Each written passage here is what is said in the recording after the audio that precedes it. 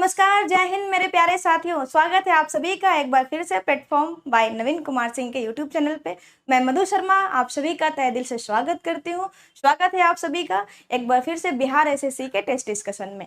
जैसा कि आपको पीछे दिख रहा होगा, आज का जो सेट नंबर है, दिख रहा है कि नहीं दिख रहा है? 81 है, दिख रहा है।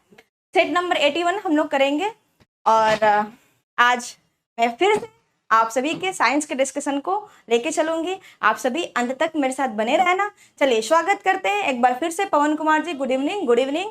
चलिए तो महादेव का नाम लेके हम लोग शुरू करते हैं। पहला क्वेश्चन आपके सामने ये है, फटाफट से आंसर देने का प्रयास करें आप सभी। क्या होगा चलिए बताइए। क्वेश्चन नंबर 9, क्वेश्चन नंबर 9 जरा पढ़े, क्या होगा इसका आंसर?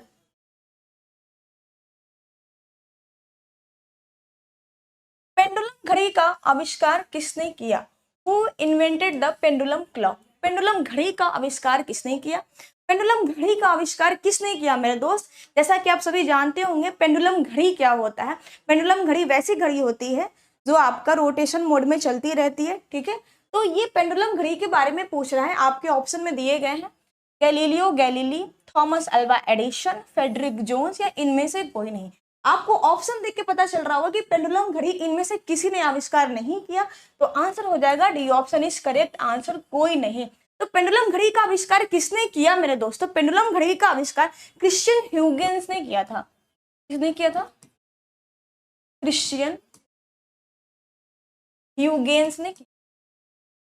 ठीक है, इस बात का ध्यान रखेंगे। क्रिश्चियन ह्यूगेंस ने पेंडुलम घड़ी का आविष्कार 1665 में किया था। कब किया था? 1665 नहीं, सॉरी दोस्त, 1656 में। 1656 में क्या था? ये कहाँ के निवासी थे? ये नीदरलैंड के निवासी थे। कहाँ के निवासी थे? ये आपके नीदरलैंड के निवासी। क्लियर है? ये बाकी के ऑप्शन को भी हम लोग डील करेंगे। पीडीएफ कहाँ मिलेगा Roshni Kumar ji? PDF my dear friends, PDF जो है ये आपका पेड कोर्स का है। आपको प्लेटफॉर्म टेस्ट करके एक एप्लीकेशन है, प्लेटफॉर्म टेस्ट, यहाँ पे भी आपको पीडीएफ मिलता है। अगर आप ऑफलाइन पढ़ते हैं तो ऑफिस में भी आपको मिलेगा। Bhushan Shashi Kumar, good evening my dear friends. Ravi Ranjan Kumar, Bhushan Shashi Kumar, okay. Neha से, हाँ ओके। राहुल कुमार, रणधीर पंडित, सभी को गुड इवनिंग वंस अगेन। तो आप आंसर देते चले हमारे साथ में, ठीक है। चलिए तो अगला जो आप देख रहे हैं ऑप्शन चलते हैं। गैलीलियो गैलीली ने किसका आविष्कार किया था? आप सभी जानते हैं गति का समीकरण। गति का समीकरण किसने दिया था? गैलीलियो ने दिया था। थॉमस अल्वा एडिसन, बल्ब के आविष्कारक कौन थे? थॉमस अल्वा एडिसन थे। मेरी तरफ से मैं आपको और भी बहुत सारी चीजें बताऊंगी जो आपके लिए इंपॉर्टेंट होगा। जरा बताएं आप सभी लोग कि टीवी का आविष्कार किसने किया? टेलीविजन जो आप देखते हैं, ठीक है, टीवी, टेलीविजन का आविष्कार किसने किया था? तो लिखेंगे पहला, टेलीविजन के आविष्कारक जे.एल. बेयर्ड थे। जे.एल. बेयर्ड, आप केवल बेयर्ड भी याद कर रख सकते हैं, ठीक है, जे.एल. बेयर्ड। उसके बाद आप लिखेंगे बैरोमीटर का आविष्कार। बैरोमीटर का आविष्कार किसने किया था? तो आप सभी जानते होंगे कि वेंचुरी मीटर या बैरोमीटर का आविष्कार टॉर्सेली ने किया था। टॉर्सेली का एक प्रमेय भी आता है आपका इसमें, ठीक है, टॉर्सेली ने किया। उसके बाद जो आपकी मोटर होती है ना, मोटर गाड़ी बाइक्स होती है, बाइक में जो टायर होते हैं, ठीक है, टायर का आविष्कार डनलप ने किया। किसने किया? डनलप ने किया। रेडियो का आविष्कार किसने किया था? तो मार्कोनी ने किया। वही रेडियो जो आप सुनते हैं, रेडियो का आविष्कार किसने किया था? मार्कोनी ने किया। अगला आप लिखेंगे माइक्रोफोन का आविष्कार ग्राहम बेल ने किया। माइक्रोफोन का आविष्कार किसने किया? ग्राहम बेल ने किया। इसी प्रकार से और भी बहुत सारे ऐसे क्वेश्चन है जो आपके एग्जाम में पूछे जाते हैं। जैसे पूछेगा किस्कोग्राफ का आविष्कार किसने किया? तो जेसी बोस ने किया था। किस्कोग्राफ जेसी बोस ने किया, ठीक है। कंप्यूटर का आविष्कार किसने किया? जरा आप बताएं, ये क्वेश्चन आपके लिए। कंप्यूटर का आविष्कार किसने किया?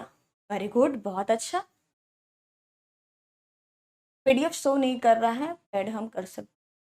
रोशनी कुमारी जी, काम कीजिए, आपको स्क्रॉल पे एक नंबर चलता हुआ दिख रहा होगा, ठीक है, तो जो स्क्रॉल पे जो नंबर चल रहा है आप उस पर कॉल करके पता कर सकते हैं कि आपको कहाँ पर क्या समस्याएं आ रही है। चार्ल्स, गुड, बहुत अच्छा, वेरी गुड, बहुत अच्छा दोस्त। कंप्यूटर का आविष्कार किसने किया था? चार्ल्स बेबेज ने। ठीक है, तो इस प्रकार से और भी बहुत सारे आविष्कार और आविष्कारकों के नाम आते हैं आपके एग्जाम में। जैसे जैसे क्वेश्चन आता जाएगा वैसे वैसे ही मैं आपको आगे बताती चलूंगी। आज इतना ही रखते हैं, फिर चलते हैं नेक्स्ट क्वेश्चन पे। अगला क्वेश्चन है 10 नंबर। 10 नंबर जरा देखिए, जब दूध को प्रबल ढंग से मथा जाता है तो उसमें से क्रीम किस कारण से अलग हो जाती है? आपने घर में भी देखा होगा, आज तो नया नया ट्रेंड आ गया है। पहले के जमाने में या हरियाणा में, अगर आप चंडीगढ़ में अभी भी जाएं, हरियाणा पंजाब में, तो वहां पर क्या बोलते हैं, दूध को मथ के, मथनी से मथ के मक्खन निकालते, ठीक है, दूध को मथनी से मथ के मक्खन निकालते हैं, फिर उस मक्खन को घी खराते हैं या अपना वो डेली यूज में खाने में प्रयोग करते हैं, ठीक है। तो वहां से क्या निकलता है, मट्ठा भी निकलता है, आपने देखा होगा।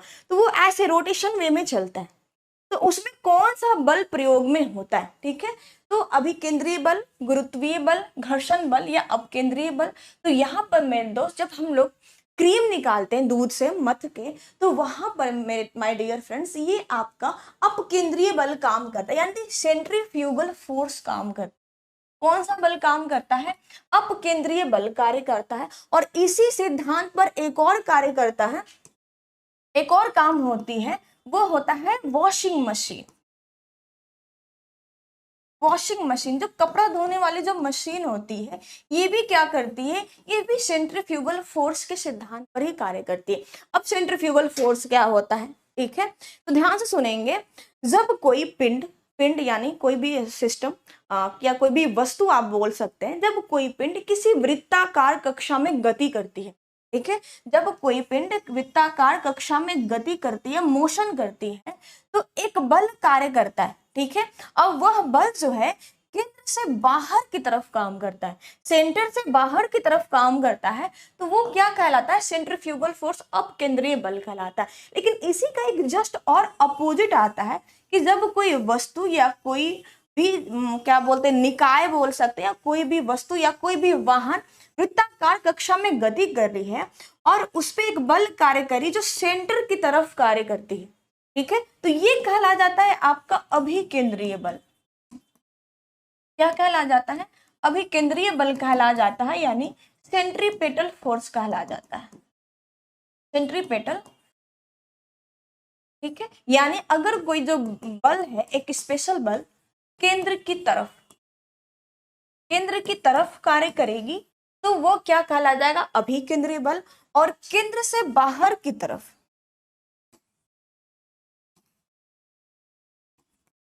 केंद्र से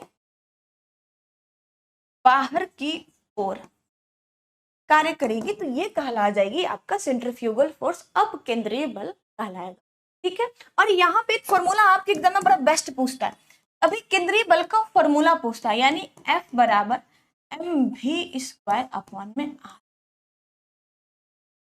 ठीक है। इस फॉर्मूला को भी आप हमेशा अपने दिमाग पर रखेंगे, न्यूमेरिकल भी आपके इस पे पूछे जाते हैं, ठीक है। Manish Sharma ji, ma'am good evening, good evening. Gupta Praveen, good evening, good evening. Dhananjay Kumar, answer good, बहुत अच्छा। रविंद्र कुमार, नेहा, आप लोगों ने, Sanoj Kumar, Roshni Kumari, very good my dear friend, बहुत सही जवाब दिया आपने।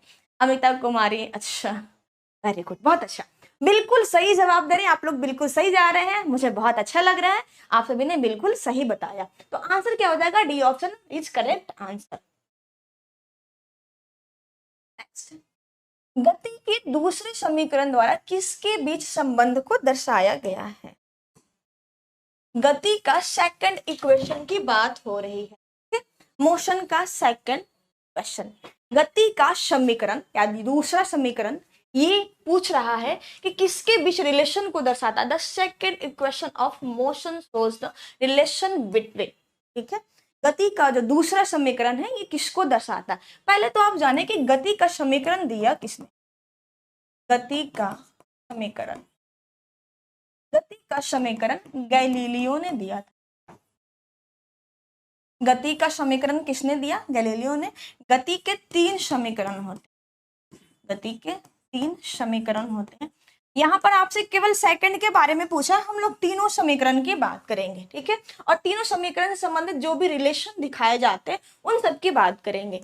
पहला जो गति का समीकरण होता है वो होता है माय डियर फ्रेंड्स v बराबर u प्लस, ठीक है। दूसरा जो आपसे ये पूछा हुआ है कि सेकंड इक्वेशन क्या होता है, s बराबर ut plus half at square.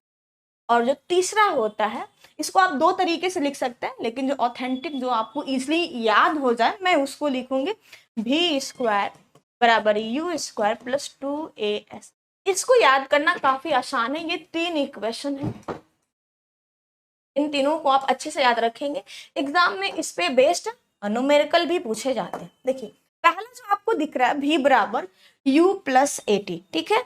v बराबर u प्लस at, ये क्या करता है, वेग और समय, यहाँ v और t दिख रहा है, तो ये क्या करता है, वेग एवं समय को दर्शाता है, ठीक है। वेलोसिटी एंड टाइम, वेलोसिटी और टाइम के बीच ये रिलेशन दर्शाता है। नेक्स्ट जो आप देख रहे हैं s बराबर ut प्लस हाफ at, यही तो मेरे दोस्त आपसे क्वेश्चन पूछा है, तो ये स्पेस और टाइम को दिखाता है, स्थान और समय को। ये क्या दिखाता है, स्थान और समय। आंसर लगा देंगे, B option is correct answer. Space and time, space and time यानी स्थान और समय के बीच संबंध दर्शाता है। तीसरा आपको दिख रहा है, ये भी क्या दर्शाएगा, वेग और स्थिति के बीच, वेग एवं स्थिति बीच संबंध दर्शाता है, यानी वेलोसिटी एंड स्पेस। ये तीनों आप याद रखें। वेरी गुड, बहुत अच्छा। त्वरण नहीं दोस्त, एक्सेलरेशन किसने बता रहा है, किसने बताया एक्सेलरेशन? नहीं मेरे दोस्त, ये गलत हो जाएगा। वेग ये स्थान, एक्सेलरेशन, स्पेस एंड वेलोसिटी नहीं, स्पेस एंड टाइम होगा। B option is correct. स्थान और समय, सेकंड पूछ रहा है ना, सेकंड पूछ रहा है ना रंजित कुमार जी, अपना आंसर करेक्ट कर ले। Okay good. Next, hydrogen gas से भरा गुब्बारा। आज तो हम लोग हाइड्रोजन का खानदान खंगाल देंगे, ठीक है। और हाइड्रोजन के बारे में तो आपको पता ही होगा, हाइड्रोजन को क्या बोलते हैं, हाइड्रोजन को लफुआ तत्व, आवारा तत्व के नाम से जानते हैं। क्यों जानते हैं, आज हम लोग इसकी भी बात करेंगे, ठीक है, चलेंगे। ओके, U को 0 मानते हैं मैम। देखिए दोस्त, U को 0 हम लोग कब मानते हैं, ठीक है, जब ये प्रारंभिक अवस्था में हो तब, प्रारंभिक अवस्था में, ठीक है। जब ये कहीं से U जो होता है आपकी, U से जब स्टार्टिंग होती है, U प्रारंभिक अवस्था में, जब आपको दिया हो कि प्रारंभिक अवस्था में हो तभी हम मानते हैं, ठीक है। ये बात आपको ध्यान रखना है। विस्थापन, displacement and space is same not, no, ठीक है। डिस्प्लेसमेंट यानी विस्थापन, ये बात आप ध्यान रखेंगे, दोनों में डिफरेंस है। चलेंगे हम लोग आगे, देखेंगे। हाइड्रोजन गैस से भरा गुब्बारा क्या होता है, सदैव हवा में ऊपर उठता है। हवा में केवल तभी ऊपर उठेगा जब उसका कुल भार विस्थापित वायु के भार से बहुत कम हो, यही होगा। B option is correct. Hydrogen से भरा गुब्बारा तभी ऊपर उठेगा जब उसका कुल भार विस्थापित वायु के भार से बहुत ही कम हो, ठीक। अब हम लोग हाइड्रोजन के बारे में जानेंगे।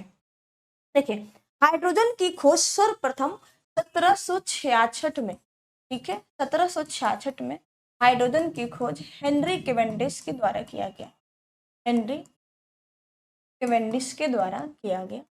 हेनरी कैवेंडिश ने हाइड्रोजन की खोज किया।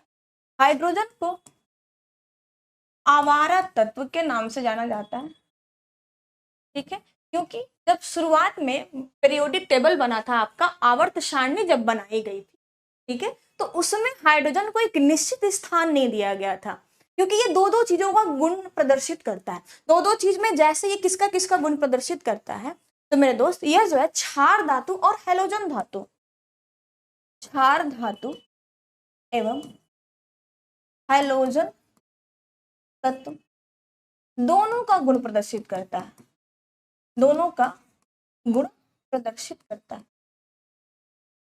इसीलिए इसको प्रारंभ में पीरियोडिक टेबल में स्थान देने में समस्या आई थी। उसके बाद अभी वर्तमान में इसको सबसे पहले रखा गया, पहले ही आपके वर्ग में पहले आवर्त में, यानी पहला स्थान इसको, बाद में जब मॉडर्न पीरियोडिक टेबल बना तो इसको ये स्थान निश्चित किया गया। अब हाइड्रोजन के बारे में जानेंगे तो इसके 3 आइसोटोप होते हैं, ठीक है। हाइड्रोजन के 3 आइसोटोप है, 3 समस्थानिक है। इन तीनों समस्थानिकों से बहुत ही ज्यादा एग्जाम में क्वेश्चन पूछे जाते हैं। पहला है आपका प्रोटियम 1H1, दूसरा क्या है ड्यूटेरियम 1H2 और तीसरा क्या है ट्राइटियम 1H3। अब यहां से एक और क्वेश्चन पूछेगा कि ड्यूटेरियम की खोज किसने किया, स्पेशली इसके बारे में। ड्यूटेरियम को हम लोग भारी जल के नाम से जानते हैं, heavy water, heavy water. Nuclear reactor में इसका हम लोग प्रयोग करते हैं, भारी जल का प्रयोग करते हैं। तो ये भी आपके एग्जाम में पूछा जाता है कि इसकी खोज किसने किया। तो भारी जल की खोज 1932 में यूरे और वॉसबर्न ने किया था। 1932 में यूरे एवं वॉसबर्न ने किया था। तो ये भी आप ध्यान रखें, प्रोटियम ड्यूटेरियम ट्राइटियम, क्लियर है। ट्राइटियम यहाँ से ये रेडियो एक्टिव एलिमेंट है, ये भी ध्यान रखेंगे, रेडियो एक्टिव एलिमेंट है, ये भी आपके एग्जाम में पूछा जाता है, क्लियर है। इसका सिंबल भी आप ध्यान रखेंगे, ड्यूटियो का वो भी आप सकते हैं, क्लियर है। कोई बी दे रहा है, कोई ए दे रहा है, ए बी सी डी, अच्छा सब शाबाश, ए बी सी डी सब दे दिया आपने। हाँ, भविष्य का ईंधन, वेरी गुड रैशनु कुमारी, आपने बिल्कुल सही बोला। भविष्य का ईंधन, भविष्य का ईंधन, फ्यूल ऑफ फ्यूचर, ये भी आप लिख सकते, फ्यूल ऑफ फ्यूचर, ठीक है, फ्यूल ऑफ फ्यूचर, ये भी आप लिख सकते। नेक्स्ट अगला कहाँ गया, अगला नेक्स्ट इधर, क्वेश्चन नंबर 25 बताएं जरा। निम्नलिखित में से शरीर विज्ञान एवं चिकित्सा की वह कौन सी शाखा है जो पुरुषों के विशिष्ट रोगों और स्थितियों से संबंधित, पुरुषों के विशिष्ट रोगों और स्थितियों से संबंधित है। क्वेश्चन नंबर 25 का आंसर दें, मैं आपके आंसर का वेट कर रही हूँ, फटाफट से बताएं क्या होगा 25। रंजीत कुमार, सचिन कुमार, नेहा सिंह, जल्दी बताएं क्या होगा, क्या होगा। शरीर विज्ञान एवं चिकित्सा की वह कौन सी शाखा है जो पुरुषों के विशिष्ट गुणों एवं स्थितियों से संबंधित है। तो ये हो जाएगा मेरे दोस्त एंड्रोलॉजी, क्या हो जाएगा एंड्रोलॉजी, आंसर हो जाएगा ए ऑप्शन इज करेक्ट। और हम लोग जीव विज्ञान की ऐसी बहुत सी शाखाओं के बारे में बात करेंगे, ठीक है। कुमार वेरी गुड, रंजीत कुमार, दिव्यांशु कुमार, मनीषा कुमारी वाह, तमन्ना खातून, पवन कुमार वेरी गुड, शाबाश, आज मुझे बहुत मजा आ रहा है, ठीक है, क्योंकि इतने अच्छे अच्छे प्रिय दोस्त मिले तो मजा क्यों ना है, ठीक है। अंकिता प्रजापति, देखिएगा और भी मैं आपको बहुत सारी चीजों के बारे में बताती हूँ, जीव विज्ञान की शाखाओं के बारे में बहुत बार एग्जाम में पूछे जाते हैं।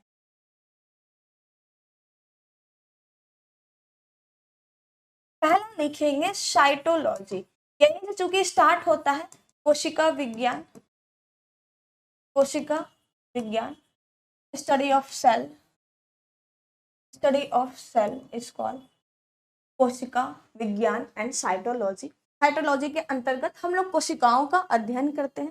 सेकंड हो जाता है आपका हिस्टोलॉजी, हिस्टोलॉजी ऊतकों का अध्ययन, study of tissue, study of tissue, ठीक है। नेक्स्ट लिखेंगे फाइकोलॉजी, फाइकोलॉजी, और एक लिखेंगे माइकोलॉजी, माइकोलॉजी में हम लोग कवक का अध्ययन करते हैं, कवकों का अध्ययन, स्टडी ऑफ फंगी या फंगस भी लिख सकते हैं। माइकोलॉजी में शैवालों का अध्ययन, शैवालों का अध्ययन, स्टडी ऑफ अलगी। आगे लिखेंगे न्यूरोलॉजी, न्यूरोलॉजी तंत्रिका तंत्र का अध्ययन, तंत्रिका तंत्र का अध्ययन। नेक्स्ट लिखेंगे कार्डियोलॉजी, कार्डियोलॉजी हृदय का अध्ययन, हार्ट। उसके बाद लिखेंगे ओलॉजी, अंडों का अध्ययन, और यहीं से मिलता जुलता मिलेगा आपको अंडों का अध्ययन। एक आएगा आपका ओटोलॉजी, ओटोलॉजी, ओटोलॉजी में हम लोग कान का अध्ययन करते हैं, कान का अध्ययन। एक आएगा आपको ओडोंटोलॉजी, ओडोंटोलॉजी ये हो जाएगा आपका दांतों का अध्ययन, दांतों का अध्ययन। उसके बाद आप लिख सकते हैं ऑप्थेल्मोलॉजी, ऑप्थेल्मोलॉजी आंखों का अध्ययन, आंखों का अध्ययन। एक आता है आपके एग्जाम में बड़ा ही इंपॉर्टेंट है कैलोलॉजी, ठीक है, कैलोलॉजी, कैलोलॉजी ये है आपका सुंदरता का अध्ययन। अब भाई साहब बड़ा खुश होंगे कि सुंदरता का भी अध्ययन होता है। यस दोस्त, ठीक है। क्या लिख दिया मैंने? फाइकोलॉजी सवालों का अध्ययन, सही तो लिखा है। माइकोलॉजी कब, फाइकोलॉजी, माइकोलॉजी कवक का अध्ययन, ठीक है। आप अपना चेक कर लो दोस्त, सही है, साइकोलॉजी ठीक क्लियर है। एक और लिखेगा जेरेंटोलॉजी, ठीक है, वृद्धावस्था का अध्ययन, जेरेंटोलॉजी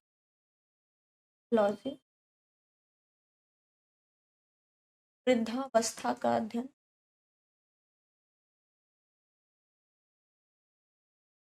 और भी बहुत सारे आपके ब्रांचेस मिलेंगे, एक आप लिख सकते हैं, और अगर और आगे जाना चाहते हैं तो आप लिख सकते हैं डेंडोक्राइनोलॉजी,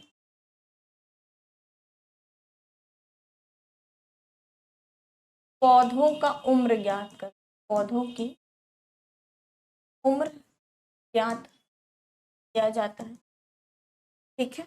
बहुत सारे हैं, चलेंगे, ओके। आप इसे स्क्रीनशॉट लेते चले, 10 मैं थोड़ा साइड हो जाती हूँ, आप एक काम कीजिए, इसका स्क्रीनशॉट कर लीजिए।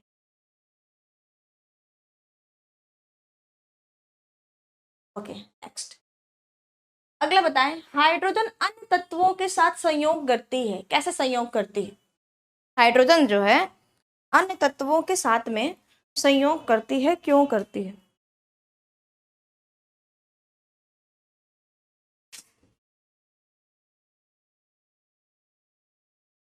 हाइड्रोजन अन्य तत्वों के साथ संयोग करती है, क्या करके करती है? तो एक इलेक्ट्रॉन खोकर, एक इलेक्ट्रॉन ग्रहण करके, एक इलेक्ट्रॉन की साझेदारी करके, इलेक्ट्रॉन त्याग कर, ग्रहण करके, अथवा साझेदारी करके, ठीक है। तो टाइम थोड़ा बड़ा की, तो हाइड्रोजन जो होती है इलेक्ट्रॉन त्याग कर, ग्रहण करके या साझेदारी करके, इन तीनों ही माध्यम के साथ में ये क्या करती है, ये कंबाइन करती है और दूसरे एलिमेंट के साथ में, यानी by losing, accepting and sharing an electron. Answer क्या हो जाएगा? D option. और अभी तो हमने हाइड्रोजन के बारे में बहुत सारी चीजों के बारे में आपको बताया, ठीक है। नेक्स्ट, यदि 10 सेमी फोकस दूरी के अवतल दर्पण को जल में डुबो दिया जाए तो फोकस दूरी क्या होगी? ठीक है, तो अवतल दर्पण है और उसका जो फोकस दूरी है वो आपका 10 सेमी दे रखा है, और उसको पानी में अगर हम डुबोते हैं तो वो क्या हो जाएगा? वो बढ़ेगा। क्या होगा मेरे दोस्त? उसकी फोकस दूरी क्या होगी? बढ़ जाएगी। ये है आपका अवतल दर्पण, कॉनकेव मिरर। ये क्या है आपका? Concave mirror. कॉनकेव मिरर की खास विशेषता ये है कि ये दूर से आने वाली, अनंत से आने वाली किसी भी प्रकाश की किरण को, ठीक है, अनंत से आने वाली किसी भी प्रकाश के किरण को फोकस पर क्या करती है, इकट्ठा करती है। जैसे ये कोई प्रकाश की किरण है जो अनंत दूरी से आ रही है या अनंत डायरेक्शन से आ रही है, ये मुड़ती है आपका फोकस पे। यहाँ भी कोई प्रकाश की किरण आ रही है अनंत से, और ये क्या होगी, दर्पण से टकराकर वापस ये फोकस पर मुड़ जाए। एक और मैं बना दूं, अगर आप ध्यान से देखें तो बड़ा मजा आएगा, बड़ा ही अच्छा टॉपिक चल रहा है।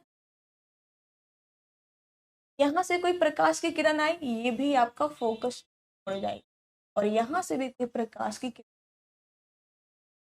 और यहाँ पर आपकी एक बत्ती जल, यानी ये अनंत से आने वाली किरणों को फोकस पर क्या करती, इकट्ठा कर देती है। कौन, ये आपका कॉनकेव मिरर। इसका यूजेस कहाँ कहाँ है, इसके प्रयोग हमारे दैनिक जीवन में कहाँ कहाँ होते हैं, ठीक है। तो ये हमारे दैनिक जीवन में टॉर्च में अवतल दर्पण का प्रयोग होता है, टॉर्च में सर्च लाइट में इसका प्रयोग होता है, और साथ ही साथ जो सौर कुकर होता है ना, सोलर कुकर में भी इसका प्रयोग, अवतल दर्पण का प्रयोग होता है, ठीक है। और जो पुरुष लोग अपनी दाढ़ी को बनाते हैं, शेविंग मिरर, आप जाते होंगे नौवा के पास में, आजकल तो नौवा तो खत्म हो गया ट्रेंड, आजकल तो सैलून का जमाना है, तो भाई शेविंग मिरर आपको दिखता होगा। शेविंग मिरर में भी जो आपके लगे होते हैं शीशे, वो क्या होते हैं, अवतल दर्पण। बी है दोस्त, बी। रोशनी कुमारी जी आप अपना आंसर करेक्ट कर ले। नेक्स्ट, मगरमच्छों के दिल में होते हैं या होता है, क्या होता है दिल में, तो दिल में होता है 2 प्रकोष्ठ, 1 प्रकोष्ठ, 4 प्रकोष्ठ, 6 प्रकोष्ठ। ओ भाई साहब, मैंने तो सोचा था कि दिल में अपने दिलदार की तस्वीर होती है, यहाँ तो प्रकोष्ठ दिखा रहा है। जरा देखे, मगरमच्छ के दिल कितने चेंबर में बटे होते हैं, आपसे ये क्वेश्चन पूछ रहा है। The heart of crocodile has, ठीक है, मगरमच्छ के दिल कितने चेंबर के होते हैं, कितने हार्ट के होते हैं। तो मगरमच्छ के जो दिल होते हैं वो आपके 4 चेंबर के हो जाएंगे, 4 प्रकोष्ठ। 4, कहीं कहीं आपको कोष्ठीय भी दिखेगा, कोष्ठीय दिखेगा, क्या दिखेगा, दिल, ठीक है, कोष्ठीय। ये क्या, यही है आपका दिल ना, ये दिल। बहुत लोग का तो ऐसा हो जाता है भाई, यहाँ से इसे तीर मार दिया और जो भी अपना ऊपर लिख दिया नाम, ठीक है। या बहुत लोग नाम भी लिख देते भाई, बड़े बड़े जगह पे आप जाओगे ना तो दिल बना के और इसमें अपना नाम लिख देते हैं। चलो भाई मैं लिख देती हूँ अपना नाम, मेरा ये नाम लिख दिया मैंने, ठीक है। तो यहाँ पे लोग दिल बना के लिखते हैं, एक्चुअली हमारा दिल ऐसा नहीं होता है, ठीक है, ये तो लवर्स का दिल होता है, ऐसा नहीं होता है, ये बात आप ध्यान रखेंगे।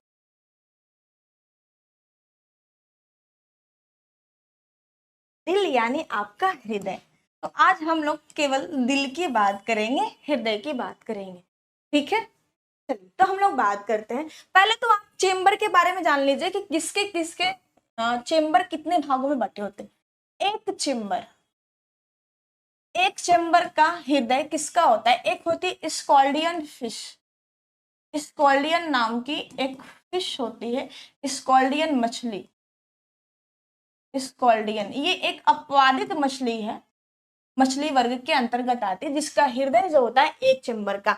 बाकी जितने भी सारे आपके जो फिशेज होते हैं उनका जो होता है हृदय 2 चेंबर का होता है। कितना चेंबर का होता है, 2 चेंबर का। जितने भी प्रकार के फिश हैं, मछली, सारे मछलियों के जो हार्ट होते हैं वो 2 चेंबर के होते हैं, ठीक है। अगला आप लिखेंगे 3 चेंबर। 3 चेंबर सभी प्रकार के सरीसृप और उभयचर, सरीसृप और उभयचर यानी रेप्टाइल्स एंड एम्फीबियन, इन दोनों के जो हृदय होते हैं 3 चैम्बर के होते हैं। तो आपके दिमाग में ये आ रहा हो कि मैम क्रोकोडाइल तो रेप्टाइल्स क्लास के अंतर्गत आता है, तो इसका हृदय तो 3 चैम्बर का होना चाहिए, आपने बता दिया 4 चैम्बर। तो मेरे दोस्त ये बात आप ध्यान रखेंगे कि मगरमच्छ क्रोकोडाइल अपवादित होता है, ठीक है। ये रेप्टाइल्स क्लास के अंतर्गत होने के बावजूद इसके जो दिल होते हैं, इसके हार्ट जो होते हैं 4 चैम्बर के होते हैं, ये अपवादित है, ये ध्यान रखना है। और सभी सरीसृपों में सबसे बड़ा सरीसृप कौन सा है, तो सबसे बड़ा सरीसृप यही होता है मगरमच्छ। मगरमच्छ सबसे बड़ा सरीसृप है, ये भी आप ध्यान रखें। मगरमच्छ जो है सबसे बड़ा सरीसृप होता है, तो ये आप ध्यान रखेंगे कि सरीसृप जितने भी आएंगे, जैसे सांप हो गए, गिरगिट हो गए, छिपकली हो गए, ये सभी के जो हृदय होते हैं वो 3 चैम्बर के होते हैं, लेकिन मगरमच्छ में 4 चैम्बर। अब 4 चैम्बर और किस में होते हैं, तो स्तनधारियों का हृदय जो होता है 4 चैम्बर का होता है, मैमल्स। मनुष्य किस में आता है, मनुष्य इसी कैटेगरी में आता है, ठीक है, आप ये ध्यान रखना।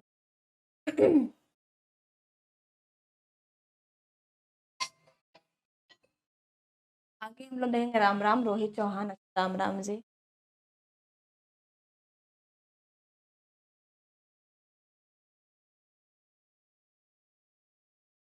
कब कब कब कब क्लास चलता है, इतना बार कब लिखने की क्या आवश्यकता थी दोस्त रोहित चौहान जी। ये जो बिहार एसएससी का टेस्ट डिस्कशन है, ये सैटरडे और संडे, एक सेकेंड, सैटरडे और संडे में, सैटरडे एंड संडे को टेस्ट डिस्कशन इवनिंग के 8 PM से स्टार्ट होता है, ठीक है, शाम के 8 बजे स्टार्ट होता है। मैं आपके सैटरडे संडे में बिहार एसएससी के साइंस के क्वेश्चन को कराती हूँ 8 बजे, ठीक है। ओके, अब हम लोग बात करेंगे और आगे चैम्बर के बारे में। 4 चैम्बर, अब 8 चैम्बर की बात करते हैं। 8 चैम्बर, केचुआ, केचुआ यानी अर्थवर्म, केचुआ के हृदय 8 चैम्बर के होते हैं। 13 चैम्बर सर्वाधिक जो होता है आपका दोस्त, 13 चैम्बर ये आपका होता है तिलचट्टा का, कॉकरोच का जो होता है, ठीक है। तिलचट्टा में 8 चैम्बर होते हैं। अब हम लोग दिल की बात करते हैं, मैंने बताया था कि आज हम लोग किसकी बात करेंगे, दिल की बात करेंगे, ठीक है। अब मानव हृदय से बड़ा ये क्वेश्चन आपके एग्जाम में पूछे जाते हैं, ह्यूमन हार्ट से। तो ह्यूमन हार्ट जो है मनुष्य के लेफ्ट साइड में, ठीक है, बाएं साइड में खांके में आता है, यानी लेफ्ट साइड में मनुष्य का हृदय लेफ्ट साइड में होता है। हार्ट, हृदय मनुष्य में लेफ्ट साइड में होता है।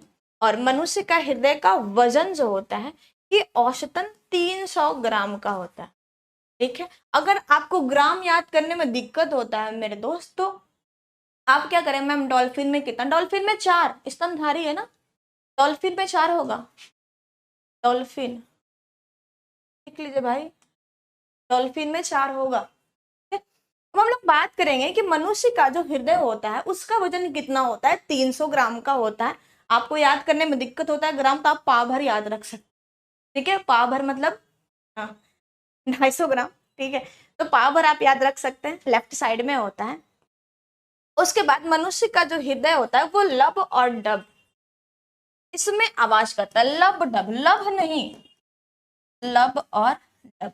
वो तो LOVE वाला लिख लेते हैं, ये वाला लब नहीं, लब LUB, लब, ये वाला लब आवाज करता है, ठीक है। मनुष्य का हृदय 4 चैम्बर में बटा होता है, और ये जो 4 चैम्बर होते हैं इसमें 2 ऑरिकल यानी 2 आलिंद और 2 वेंट्रिकल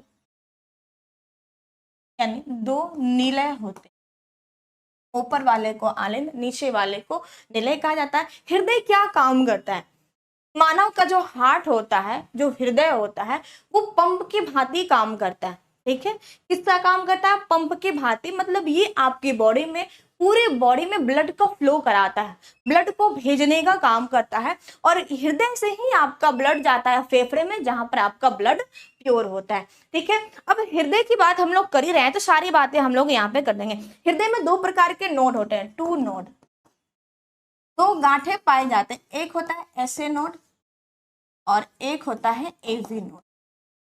ठीक है, जब मनुष्य का हृदय ढंग से काम नहीं करता है तो उसमें पेस मेकर लगाए जाते हैं। ठीक है, तो पेस मेकर किस में लगाए जाते हैं, तो पेस मेकर मेरे दोस्त ऐसे नोड में ही लगाते हैं। ऐसे नोड अगर ढंग से काम नहीं करता है, जिसे हम लोग आर्टिफिशियल हृदय के नाम से जानते हैं, आर्टिफिशियल आर्टिफिशियल हार्ट यानी पेस मेकर। पेस मेकर कहाँ लगाया जाता है, तो पेस मेकर आपका ऐसे नोड में लगाए जाते हैं। ठीक है, आर्टिफिशियल हार्ट, और इसमें जो बैटरी लगी होती है वो लिथियम की बैटरी लगी होती है, ताकि आप आसानी से उसको कैरी कर सकते हैं। ठीक है, और ये चार्जेबल होती है, एक निश्चित इसका ड्यूरेशन होता है। आगे हम लोग बात करेंगे, हमारा हृदय 1 मिनट में 72 बार धड़कता है, 72 पर मिनट। एक एडल्ट में, एक वयस्क में जो हृदय होता है, हृदय का धड़कन कितनी बार धड़कता है, 72 बार। लेकिन बच्चों में और बुजुर्ग में, बच्चों में और बुजुर्गों में इसकी संख्या बढ़ जाती। ठीक है, ये 100 से 140 पर मिनट भी धड़क सकता है। धड़कता है, ये धड़क क्या सकता है, बच्चों का हार्ट बीट ज्यादा होता है, बच्चों का और बुजुर्गों का। ठीक है, हार्ट बीट को किससे मापते हैं, स्टेथोस्कोप से। ठीक है, हृदय को स्टेथोस्कोप से मापा जाता है। ठीक है, वेट कर, टाइम लगेगा, आधा घंटा लगेगा। स्टेथोस्कोप से मापा जाता है, क्लियर है। चलेंगे हम लोग, मिस्टर राहुल वर्मा, मैडम आपका नाम क्या, अमित सिंह, मेरा नाम मधु शर्मा, मैम आपका शादी हो गया है क्या। अब ये कौन सा क्वेश्चन है, आपके एग्जाम में ये तो नहीं पूछेगा कि मैडम आपका शादी हो गया है क्या, मैडम के सर का नाम क्या है, आपको क्या ही मतलब है मैडम का शादी हो गया क्या। यहाँ देखो, कुछ भी पूछ दो मतलब, है ना।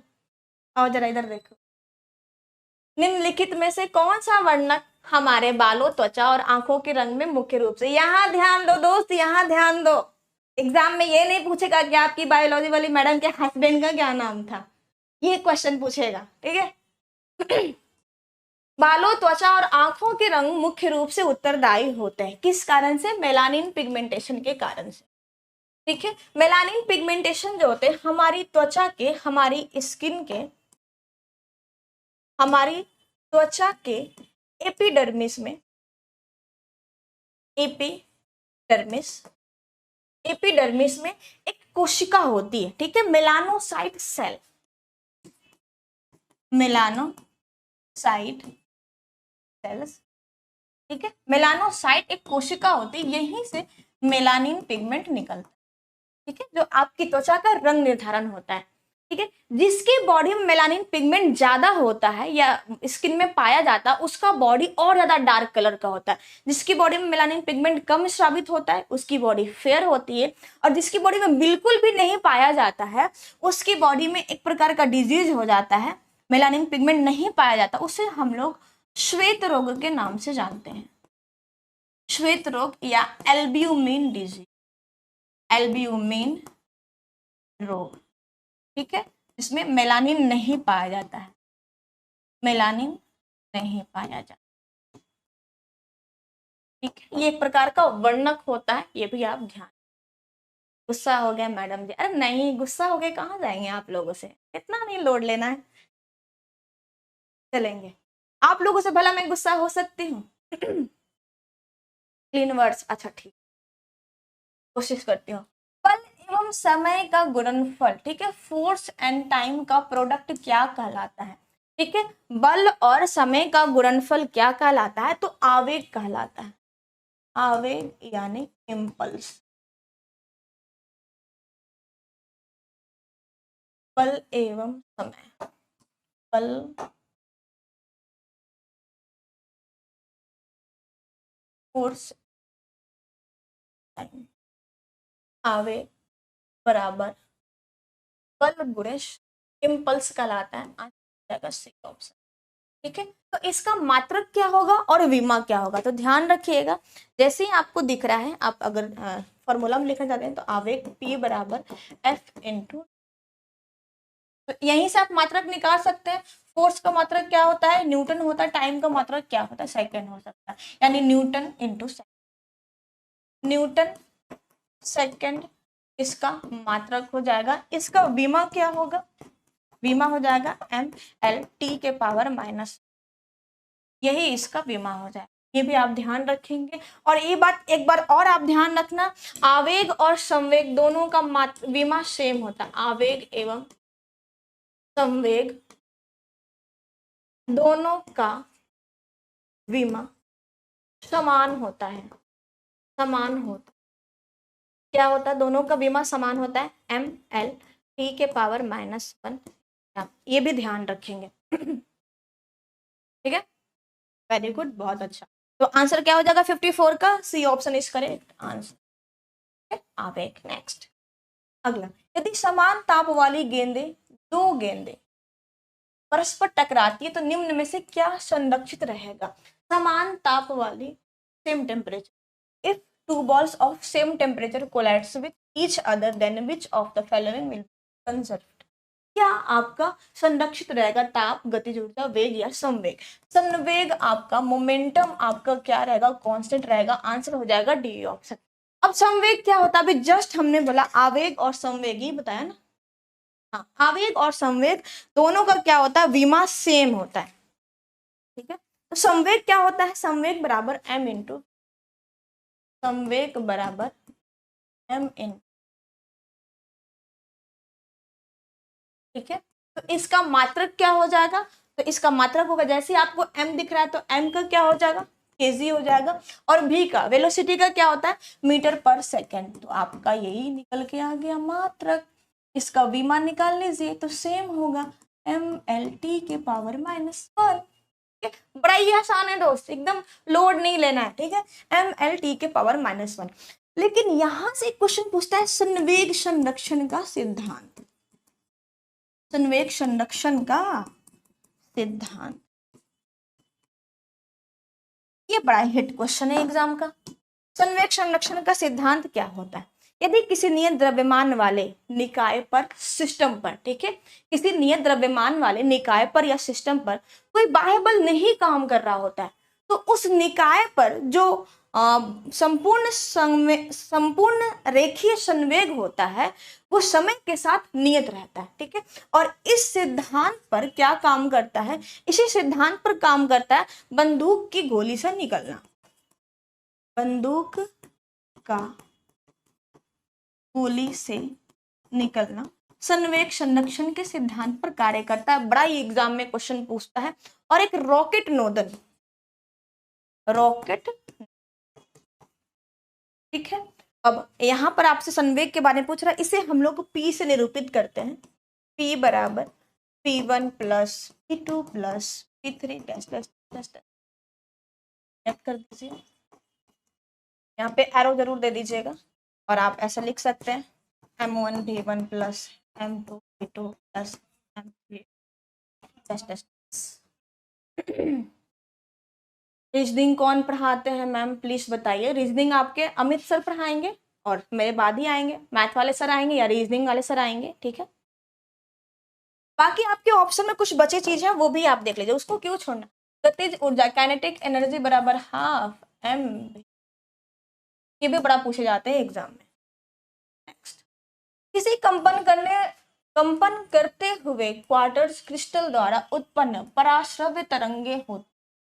पराश्रव्य तरंग, तरंगे तीन प्रकार की होती है, अवश्रव्य, श्रव्य और पराश्रव्य। ठीक है, तो तीन तरंगे हैं।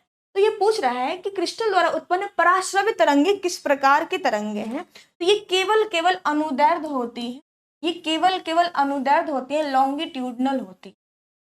ठीक है, पहले तो आप जानिएगा कि तरंगे को मुख्य रूप से तीन भागों में बांटा गया। पहला जो है अवश्रव्य, अवश्रव्य, दूसरा क्या है श्रव्य, और तीसरा क्या होता है पराश्रव्य। ऐसे तरंगे जिसे हम आसानी से सुन सकते हैं वो होती है आपकी श्रव्य तरंगे, जो कि आपका 20,000 हर्ट्ज, सॉरी 20 हर्ट्ज, 20 से 20,000 हर्ट्ज।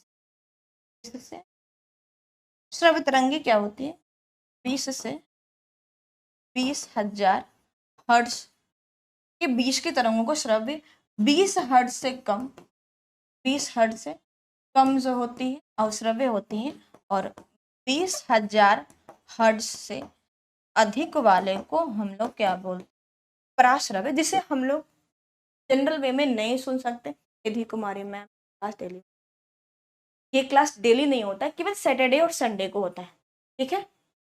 नीलू कुमारी क्या पूछ रही है, नीलू जी जरा बताएं एक बार फिर से, क्या पूछना चाहते नीलू कुमारी जी जरा फिर से एक बार पूछे, आप क्या पूछना। तो हम लोग यहाँ पे बात करें अब तरंगों के बारे में, जरा हम लोग जानेंगे। तरंग यानी, तरंग को मुख्य रूप से दो भागों में बांट दिया। एक होते हैं आपके यांत्रिक तरंग, मैकेनिकल वेव, मैकेनिकल वेव, और दूसरा होती है अयांत्रिक तरंगे, नॉन मैकेनिकल, नॉन मैकेनिकल। अब जो यांत्रिक तरंगे होती है, जरा ध्यान रखेंगे, इनको संचरण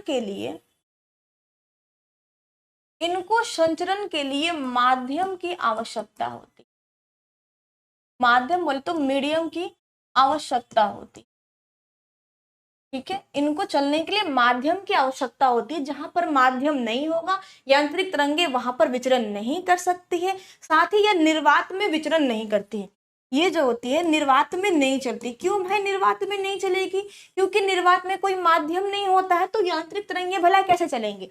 जबकि जो आप अयांत्रिक तरंगे देख रहे हैं, नॉन मैकेनिकल वेव, इनको चलने के लिए माध्यम की आवश्यकता नहीं होती, माध्यम की आवश्यकता नहीं होती। अर्थात ये क्या होती है, ये आपका निर्वात में भी चलती है, ठीक है, निर्वात में भी विचरण कर सकते हैं। जैसे आपकी प्रकाश तरंगे जो होती है अयांत्रिक तरंगे होती हैं, और इसे हम लोग विद्युत चुंबकीय तरंग के नाम से जानते हैं, विद्युत चुंबकीय तरंग के नाम से जानते हैं, इलेक्ट्रोमैग्नेटिक वेव, इलेक्ट्रोमैग्नेटिक वेव के नाम से जानते हैं।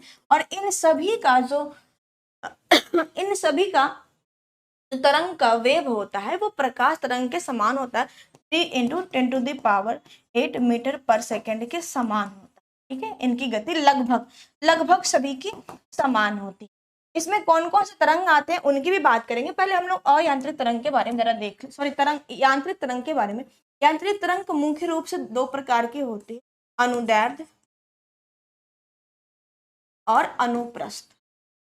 अनुप्रस्थ तरंगे, ठीक है, ट्रांसवर्स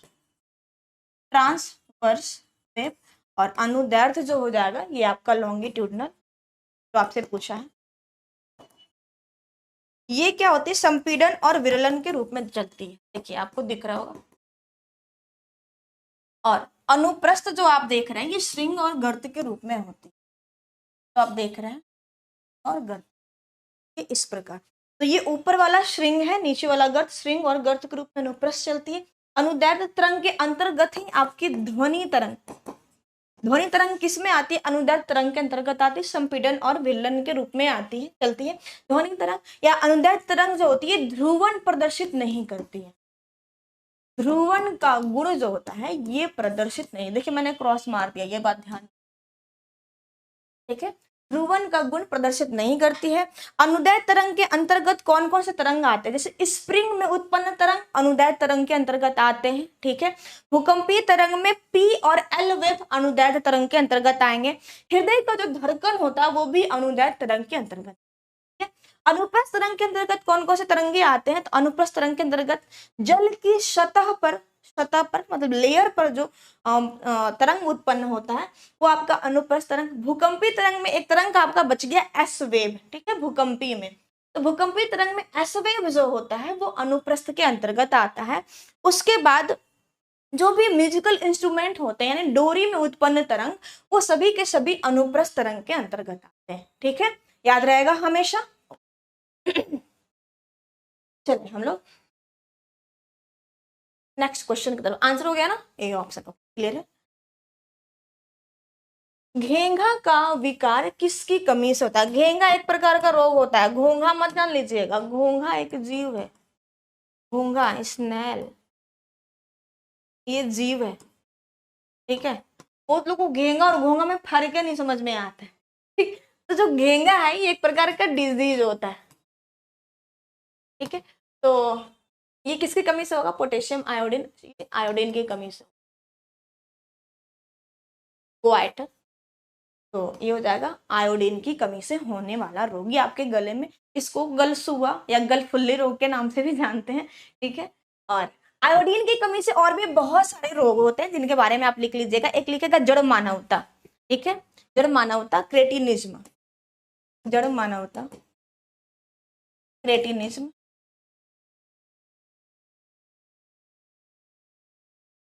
क्रेटिनिज्म। अगला आप लिखेंगे मिक्सीडीमा, मिक्सीडीमा, मिक्सीडीमा। एक और आप लिख लेंगे, अगला है आपका हाशीमोटो,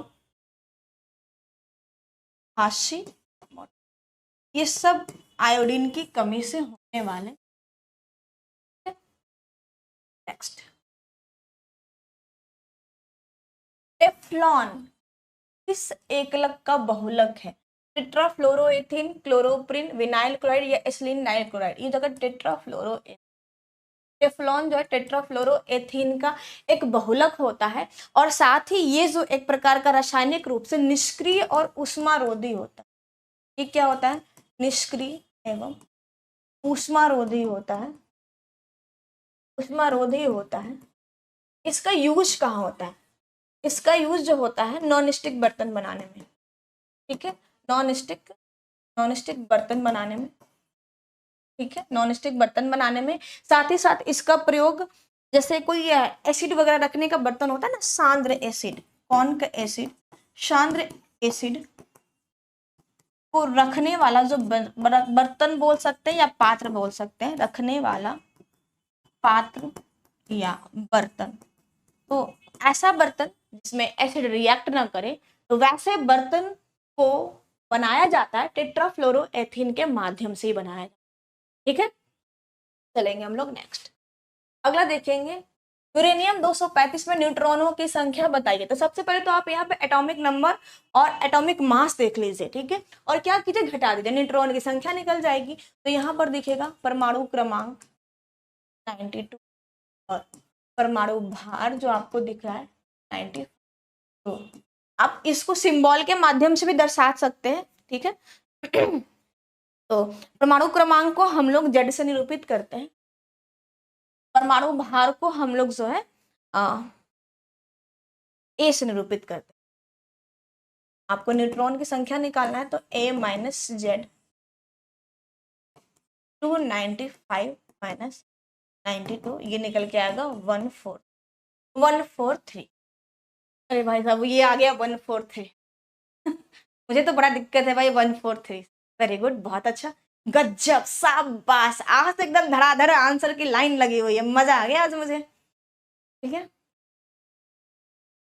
ओके, चलिए आंसर हो गया 143। आप जानिएगा सबसे पहले किसी भी परमाणु में ये क्या होते हैं, ये है आपका, किसी भी तत्व में परमाणु जो होता है सबसे छोटा अंश होता है, इसमें एक केंद्र होता है या नाभिक बोल सकते हैं, इसी को हम लोग न्यूक्लियॉन के नाम से भी जानते हैं, न्यूक्लियॉन के नाम से जाना जाता है। और नाभिक में क्या होता है? प्रोटॉन और न्यूट्रॉन, किसी भी तत्व में या एलिमेंट में, ठीक है। तो जो आपका केंद्र में जो नाभिक होता है, जिसे न्यूक्लियॉन बोलते हैं, नाभिक प्रोटॉन और न्यूट्रॉन से मिलकर बना होता है, और इलेक्ट्रॉन इसके चारों तरफ चक्कर लगाते रहते, ठीक है। इलेक्ट्रॉन क्या होते हैं? इसके चारों तरफ चक्कर लगाते रहते, ठीक है।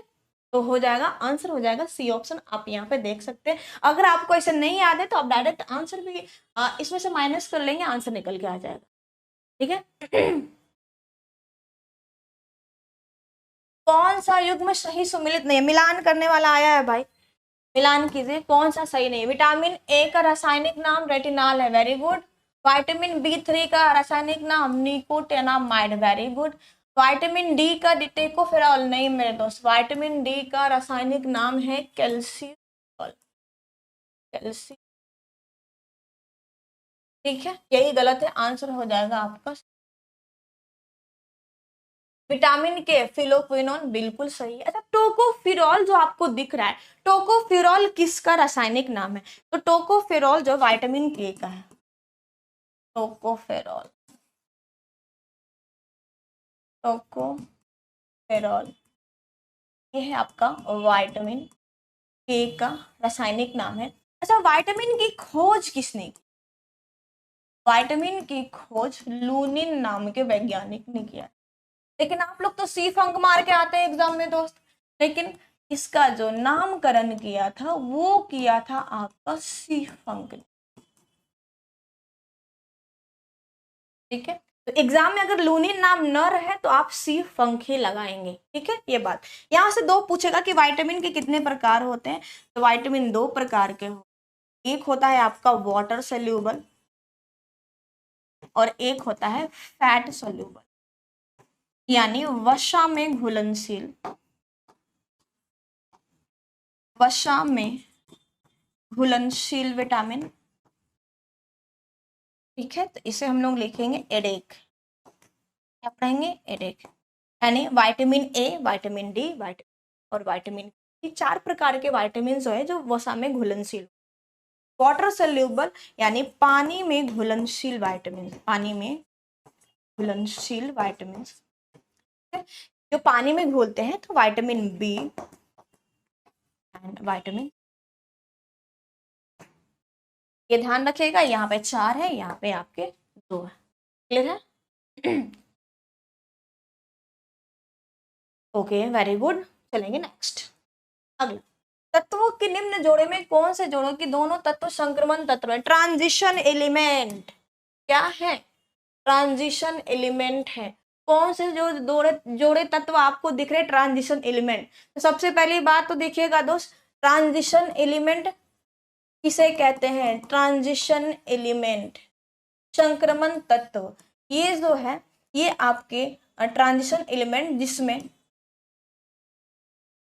जिसमें सभी धातु हैं, सभी धातु आते हैं, सभी धातु वाला, या यूं बोल दे डी ब्लॉक के तत्व, डी ब्लॉक के तत्व को क्या बोले? ट्रांजिशन एलिमेंट, यानी धातु आपको दिख रहा है लोहा और प्लेटिनम, ठीक है, यानी आंसर हो जाएगा सी, ऑप्शन इज करेक्ट आंसर। अब बोलेगा कि मैडम इसको ट्रांजिशन एलिमेंट काहे बोलते हैं? काहे का जवाब हम दे रहे हैं। ट्रांजिशन एलिमेंट इस ब्लॉक को इसीलिए बोलते हैं डी ब्लॉक के तत्वों को, क्योंकि इस ब्लॉक में जितने भी तत्व आते हैं उनकी जो वैलेंसी होती है, संयोजकता, वो ऑलवेज चेंजेबल होती है। डी ब्लॉक के जितने भी तत्व हैं, इनके तत्व की संयोजकता क्या होती है? हमेशा परिवर्तित होती रहती है, हमेशा परिवर्तित होती रहती है, ठीक है। एक आपका पूछता है इनर ट्रांजिशन एलिमेंट, ठीक है, एफ ब्लॉक के तत्वों को बोलते हैं, एफ ब्लॉक तत्व को इनर ट्रांजिशन एलिमेंट के नाम से जानते हैं। आंतरिक संक्रमण तत्व, आंतरिक संक्रमण तत्व के नाम से जानते हैं, और इसी में आपको देखने मिलेगा लेंथेनाइड और एक्टिनाइड श्रेणी, लेंथेनाइड और एक्टिनाइड श्रेणी किसमें मिलेगा आपको? एफ ब्लॉक के तत्व। अभी हम लोग डी ब्लॉक के तत्व की बात कर रहे थे, तो डी ब्लॉक के तत्व के जो वर्ग हैं कहाँ से कहाँ तक होते हैं? तो जो डी ब्लॉक के तत्व में जो वर्ग आते हैं, वर्ग 3 से लेके 12 तक, वर्ग 3 से 12 तक, ठीक है, वर्ग जो होगा वो 3 से 12 तक होगा। डी ब्लॉक के तत्व जो होते हैं रंगीन यौगिक का निर्माण भी करते हैं। इनकी एक और विशेषता है कि ये रंगीन यौगिक का निर्माण करते, रंगीन यौगिक का निर्माण करते हैं। कौन कौन से जो है रंगीन यौगिक का निर्माण करते हैं? एक तो आपको सामने से दिख रहा है प्लैटिनम, ठीक है, और एक लिख लीजिएगा nickel for example. Bihar SSC का एग्जाम कब तक होगा? जल्द ही होगा मनीषा जी, ठीक है। मैथ क्लास चलता है, हाँ मेरे बाद जस्ट चलेगा। निम्न में से कौन सा प्रकाश संश्लेषण में सक्षम जलीय जीवों का एक विशिष्ट समूह है? ठीक है देखिएगा, विशिष्ट जलीय जीवों का प्रकाश संश्लेषण में एक विविध समूह है, ये हो जाएगा शैवाल यानी अलगी। ठीक है, अलगी, ध्यान से रख सुनेंगे। अलगी से होता है, अलगी थैलोफाइटा, प्लांट किंगडम में थैलोफाइटा वर्ग का समूह, वर्ग का सदस्य है या समूह बोल सकते हैं। शैवालों के अध्ययन को क्या कहते हैं? स्टडी ऑफ अलगी, भी थोड़ी देर पहले मैंने बताया भी हो, ठीक है, फाइकोलॉजी, फाइकोलॉजी के नाम से जानते हैं। ये जो शैवाल होते हैं ये कलरफुल होते हैं, कलरफुल होते हैं, फोटोसिंथेसिस करते हैं, फोटोसिंथेसिस यानी प्रकाश संश्लेषण करते हैं सूर्य के प्रकाश में, और ये नमी वाले स्थान पर यानी पानी वाले स्थान पर पाए जाते हैं सूर्य के प्रकाश में, प्रेजेंस ऑफ सनलाइट।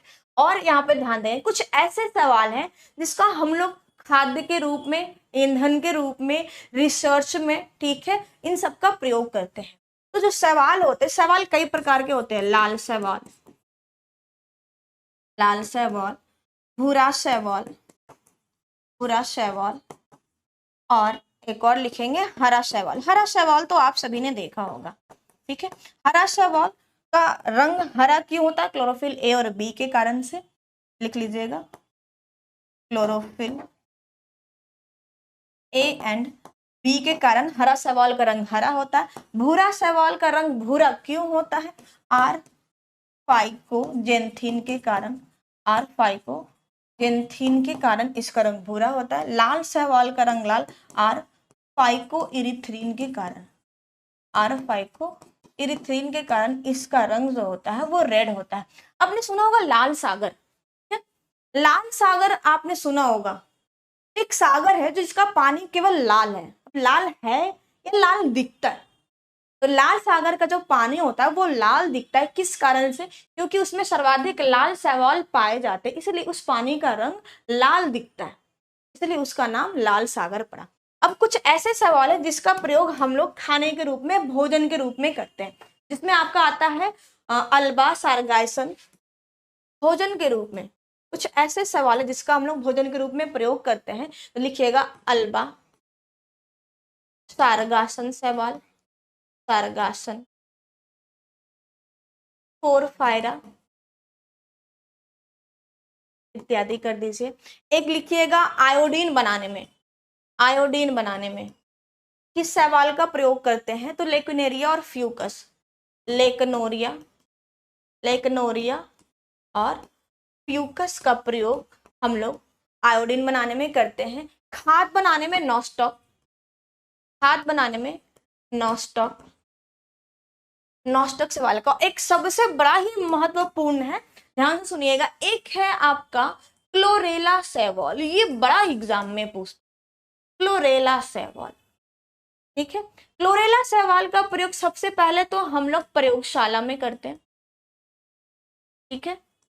इसका हम लोग प्रयोग औषधि बनाने में, मेडिसिन बनाने में भी करते हैं, एंटीबायोटिक बनता है, ठीक है। इससे क्या बनता है? प्रतिजैविक बनता है, एंटीबायोटिक बनता है।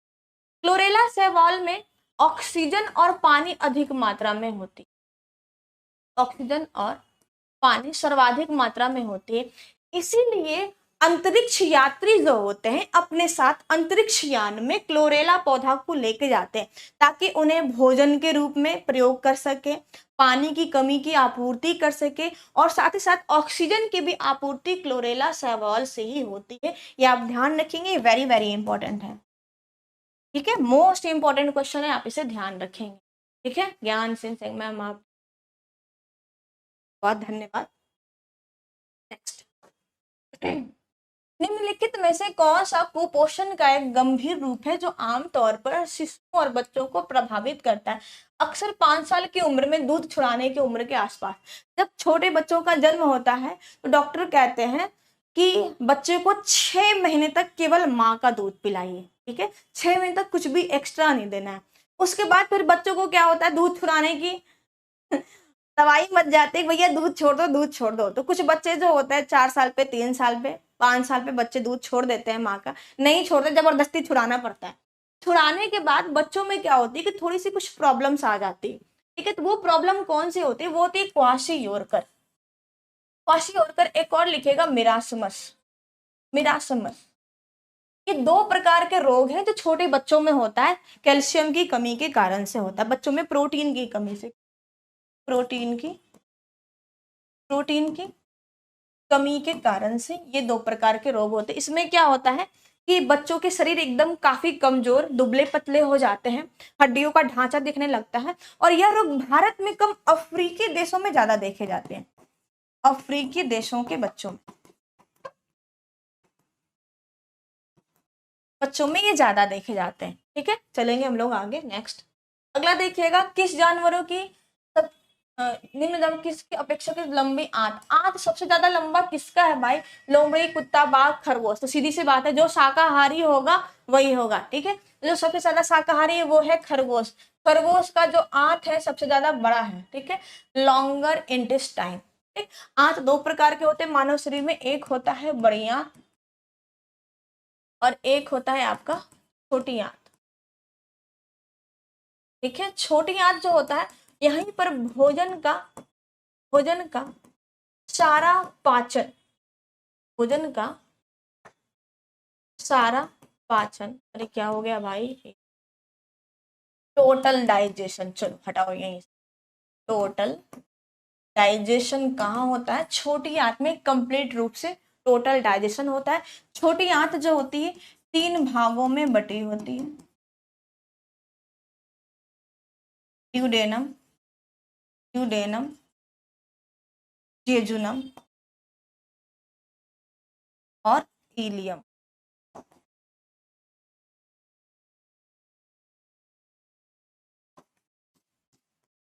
जेजुनम और ड्यूडेनम, हिंदी में इसको पकवाशय के नाम से भी जानते, ध्यान रखेंगे। खरगोश, खरगोश ये शाकाहारी जीव है, और इसमें आज भी क्या है, जो आपकी अपेंडिक्स होती है ना, अपेंडिक्स सबकी बॉडी में होती है, और अपेंडिक्स जो होती है ये सेलुलोज का पाचन करती है, क्या करती है, सेलुलोज का पाचन करती है। तो अपेंडिक्स सेलुलोज का डाइजेशन करते हैं, जो कि आज भी शाकाहारी जीव जैसे खरगोश, जिराफ में एक्टिव है, लेकिन सर्वाहारी और मांसाहारी जीवों में अपेंडिक्स अभी निष्क्रिय अवस्था में काम नहीं कर रहा है। नेक्स्ट देखेंगे, अधिकांश सरीसृपों में एक होता है, क्या होता है, अभी सरीसृप रेप्टाइल्स के बारे में बहुत सारे हार्ट चेम्बर के बारे में आपको मैंने बताया, तो बहुत सारे हार्ट चेम्बर, तीन तीन, एक, अपूर्ण या द्विकक्षीय। तो सरीसृप रेप्टाइल्स के बारे में मैंने बताया, तीन कक्षीय हृदय होते हैं, यानी 3 चेम्बर होते हैं रेप्टाइल्स में। लेकिन अपवाद में हमने बताया कि जो आपका मगरमच्छ होता है, क्रोकोडाइल, मगरमच्छ, इसमें क्या होते हैं, 4 चेम्बर, ठीक है, ध्यान रहेगा। टोटल अभी डिस्कशन मैंने किया है, आज के सेट का लगता है साइंस का लास्ट क्वेश्चन, ठीक है। केल्विन स्केल में मानव शरीर का सामान्य तापमान कितना होता है, अरे भाई साहब मानव शरीर का तापमान कितना होता है, सेल्सियस में बताइए, फ़ारेनहाइट में बताइए, इतना तो आपको पता होगा। लेकिन यहाँ पूछ दिया कि भाई साहब यहाँ पर केल्विन स्केल पूछ दिया है, तो केल्विन स्केल में क्या होगा, तो केल्विन स्केल में 310 केल्विन होगा, क्या होगा, 310 केल्विन। अब कैसे 310 केल्विन आया, जब केल्विन स्केल की बात करेंगे हम लोग, केल्विन स्केल में जितना मानव का टेम्परेचर होता है सेल्सियस में, ठीक है, उसको हम लोग 273 में जोड़ देंगे, 273 डिग्री में 37, मानव का ये सेल्सियस में होता है, डिग्री सेल्सियस में जोड़ने के बाद आपका आएगा 310, यही होगा आपका, ठीक है। मानव शरीर का तापमान आप सभी जानते होंगे, डिग्री सेंटीग्रेड में 37 डिग्री सेंटीग्रेड औसतन, फ़ारेनहाइट में 98.6 या 98.4 औसतन 0.4 डिग्री फ़ारेनहाइट, और अगर यहाँ पे केल्विन में बोल दिया है 10। एक पैमाना होता है दोस्त, 4 तरह के पैमाने होते हैं, इन चारों तरह के पैमानों को आपको इंटरचेंज करने आता है एग्जाम में, ठीक है। इंटरचेंज करने आता है। चारों पैमानों में संबंध आप लिख लीजिए, चारों पैमानों में संबंध। ठीक है, ये चार पैमानों में संबंध आप जरा लिख लेंगे इसको। सेल्सियस -0 अपॉन में 100 इक्वल टू फ़ारेनहाइट यानी F-32 अपॉन में 100 इक्वल टू, ये हो गया आपका फ़ारेनहाइट का। रोमर का लिख लीजिएगा R-0 अपॉन में 80, और ये आपका केल्विन का लिख लेंगे K-200 बटा में, ये हो जाएगा आपका 100। आप इसको बॉक्स में घेर लें अच्छे से, और इसको एकदम दिमाग में फिक्स करके याद कर लेना है, क्योंकि यहाँ पर आपको इंटरचेंज करने आएगा केल्विन से रोमर में, रोमर से फ़ारेनहाइट में, फ़ारेनहाइट से सेल्सियस में, या सेल्सियस से रोमर में, या सेल्सियस से केल्विन में, या केल्विन से फ़ारेनहाइट में, केल्विन से सेल्सियस में, इस तरीके से चेंज करने आएगा। ठीक है, रोमर भी पूछता है क्या? बिल्कुल पूछता है राकेश कुमार जी। तो मेरे प्यारे दोस्तों, आज के लिए इतना ही, साइंस का क्वेश्चन आज यहीं तक। अभी आपको जाना नहीं है, आएंगे रीजनिंग वाले या मैथ वाले साथ, बाकी के क्वेश्चन का डिस्कशन वो कराएंगे। तो मेरी तरफ से आज इतना ही। चलिए, अब तक आवाज पहुंच रहेगी, पहुंचेगी, आ गया। चलिए, तो बॉक्साइट मतलब क्या हुआ? एल्युमिनियम का अयस्क से बॉक्साइट। भारत की कुल बॉक्साइट का उड़ीसा में 50% अकेले उड़ीसा में ही बॉक्साइट का भंडार है। उसके बाद नंबर 2 पर है आपका झारखंड, नंबर 3 पर होता है गुजरात।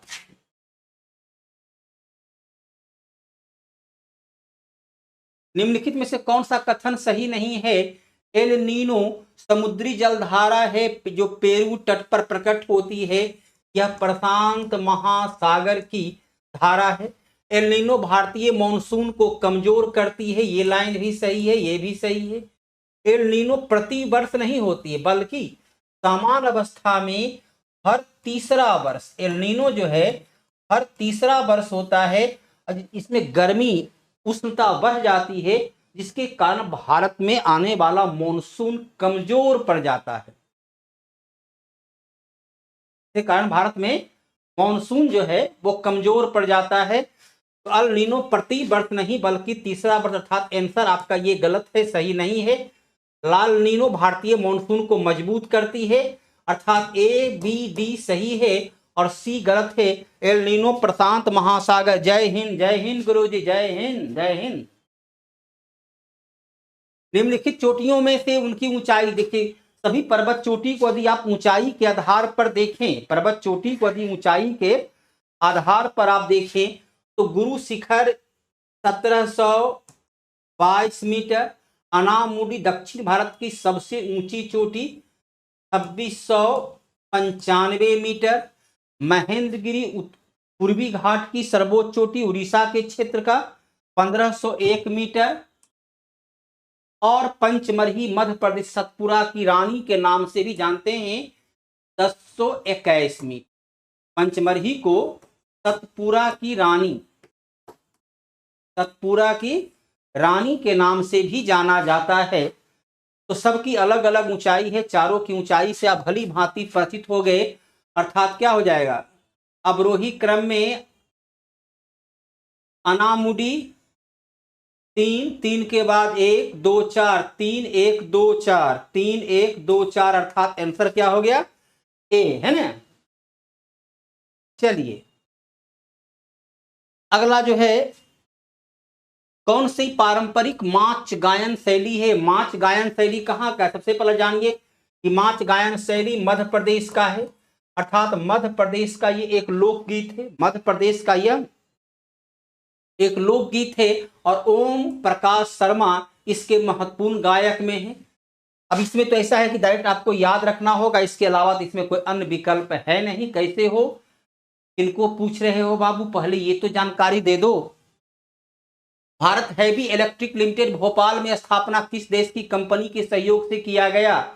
भारत हैवी इलेक्ट्रिक, जो इलेक्ट्रिक मोटर होता है, जो डीजल इंजन वगैरह होता है, इसका निर्माण इसी कंपनी के द्वारा किया जाता है और इसका निर्माण रूस की सहायता से, इसका निर्माण जो है रूस की सहायता से 1964 ईस्वी में किया गया। आंसर क्या है उसको चेंज कर लीजिएगा, इसका आंसर होगा रूस। रूस की सहायता से, रूस की सहायता से।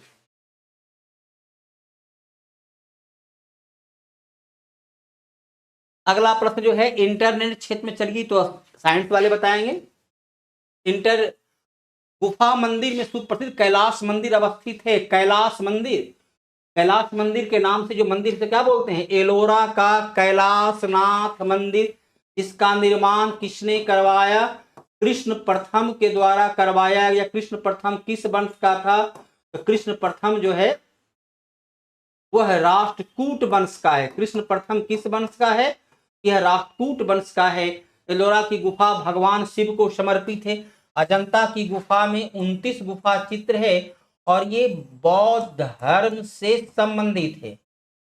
एलिफेंटा गुफा चित्र जो कि सागर में, सागर के मध्य अवस्थित है, ये सागर क्षेत्र में, बंबई के सागर क्षेत्र में अवस्थित है, ये भगवान शिव को समर्पित है। और कन्हेरी की गुफा ये बौद्ध धर्म से संबंधित है। कन्हेरी की गुफा बौद्ध धर्म से संबंधित है।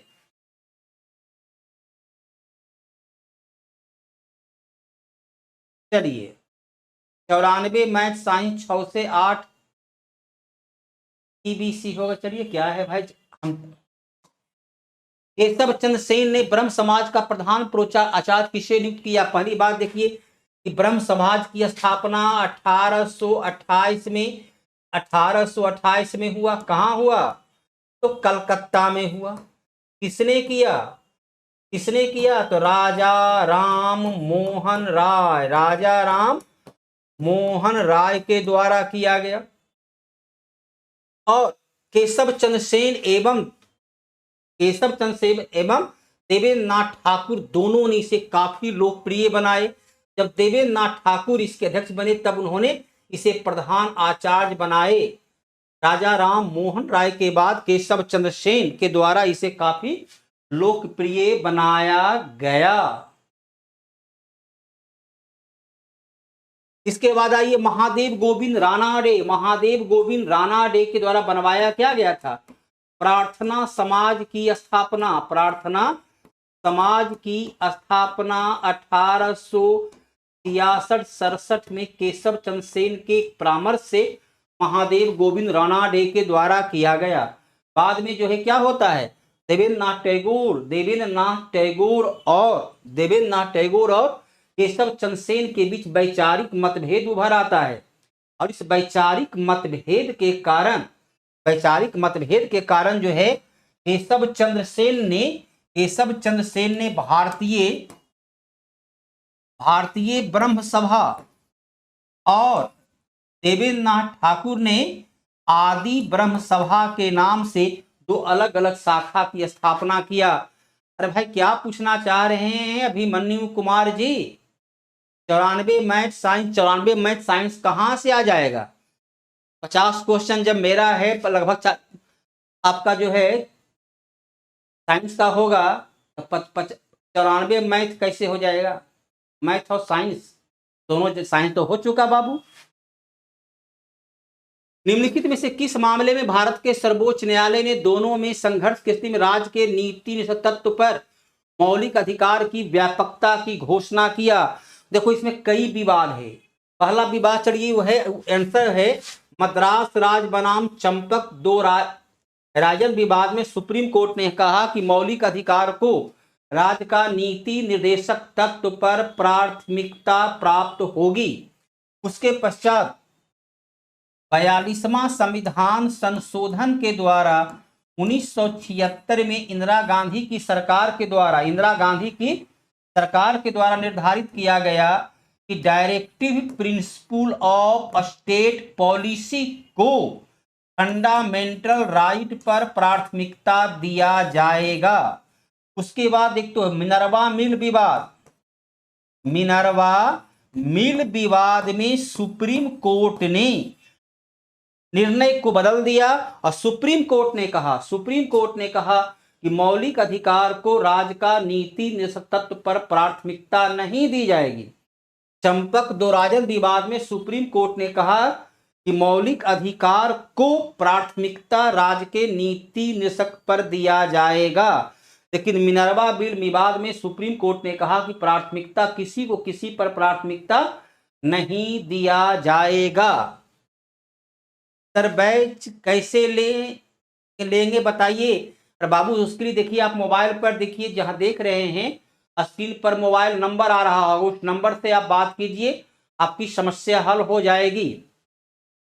गोलकनाथ बिना पंजाब राज्य विवाद में सुप्रीम कोर्ट ने कहा कि संसद मौलिक अधिकार फंडामेंटल राइट में संशोधन नहीं कर सकता है। केशवानंद भारती विवाद में सुप्रीम कोर्ट ने कहा कि संसद मौलिक अधिकार में संशोधन कर सकता है। अब देखो, इसमें कहा कि संशोधन नहीं कर सकता है, इसमें कहा संशोधन हाँ कर सकता है, इसमें कहा कि फंडामेंटल राइट को प्राथमिकता प्राप्त होगा, इसमें कहा गया फंडामेंटल राइट को प्राथमिकता प्राप्त नहीं होगा। चारों जो है तो काफी महत्वपूर्ण है, चारों जो है परीक्षा के दृष्टिकोण से बेहद ही उपयोगी है। तो चारों स्पष्ट हो गया है कि कोई दिक्कत किन्हीं को। निम्नलिखित में से कौन सा कथन सही नहीं है। मुख्य चुनाव आयुक्त और अन्य चुनाव आयुक्त के बीच मतभेद की स्थिति में मामले का निर्णय विधि आयोग द्वारा। संविधान केवल एक चुनाव आयुक्त का उल्लेख करता है। 1993 से एक मुख्य चुनाव आयुक्त और 2 अन्य चुनाव आयुक्त अर्थात चुनाव आयुक्त की संख्या 3 कर दी गई। तीनों निर्वाचन आयुक्त का वेतन और अधिकार बराबर होता है। निर्णय जो भी होगा वो निर्णय बहुमत के द्वारा लिया जाएगा। इसमें किसी विधि आयोग अनुच्छेद 329 देखिए स्पष्ट कहता है कि निर्वाचन के संबंध में सुप्रीम कोर्ट कोई हस्तक्षेप नहीं कर सकता है। सुप्रीम कोर्ट कोई हस्तक्षेप, ये लाइन जो है सो गलत है। चुनाव आयुक्त को मुख्य चुनाव आयुक्त की सिफारिश के अलावा उनके पद से हटाया नहीं जा सकता है।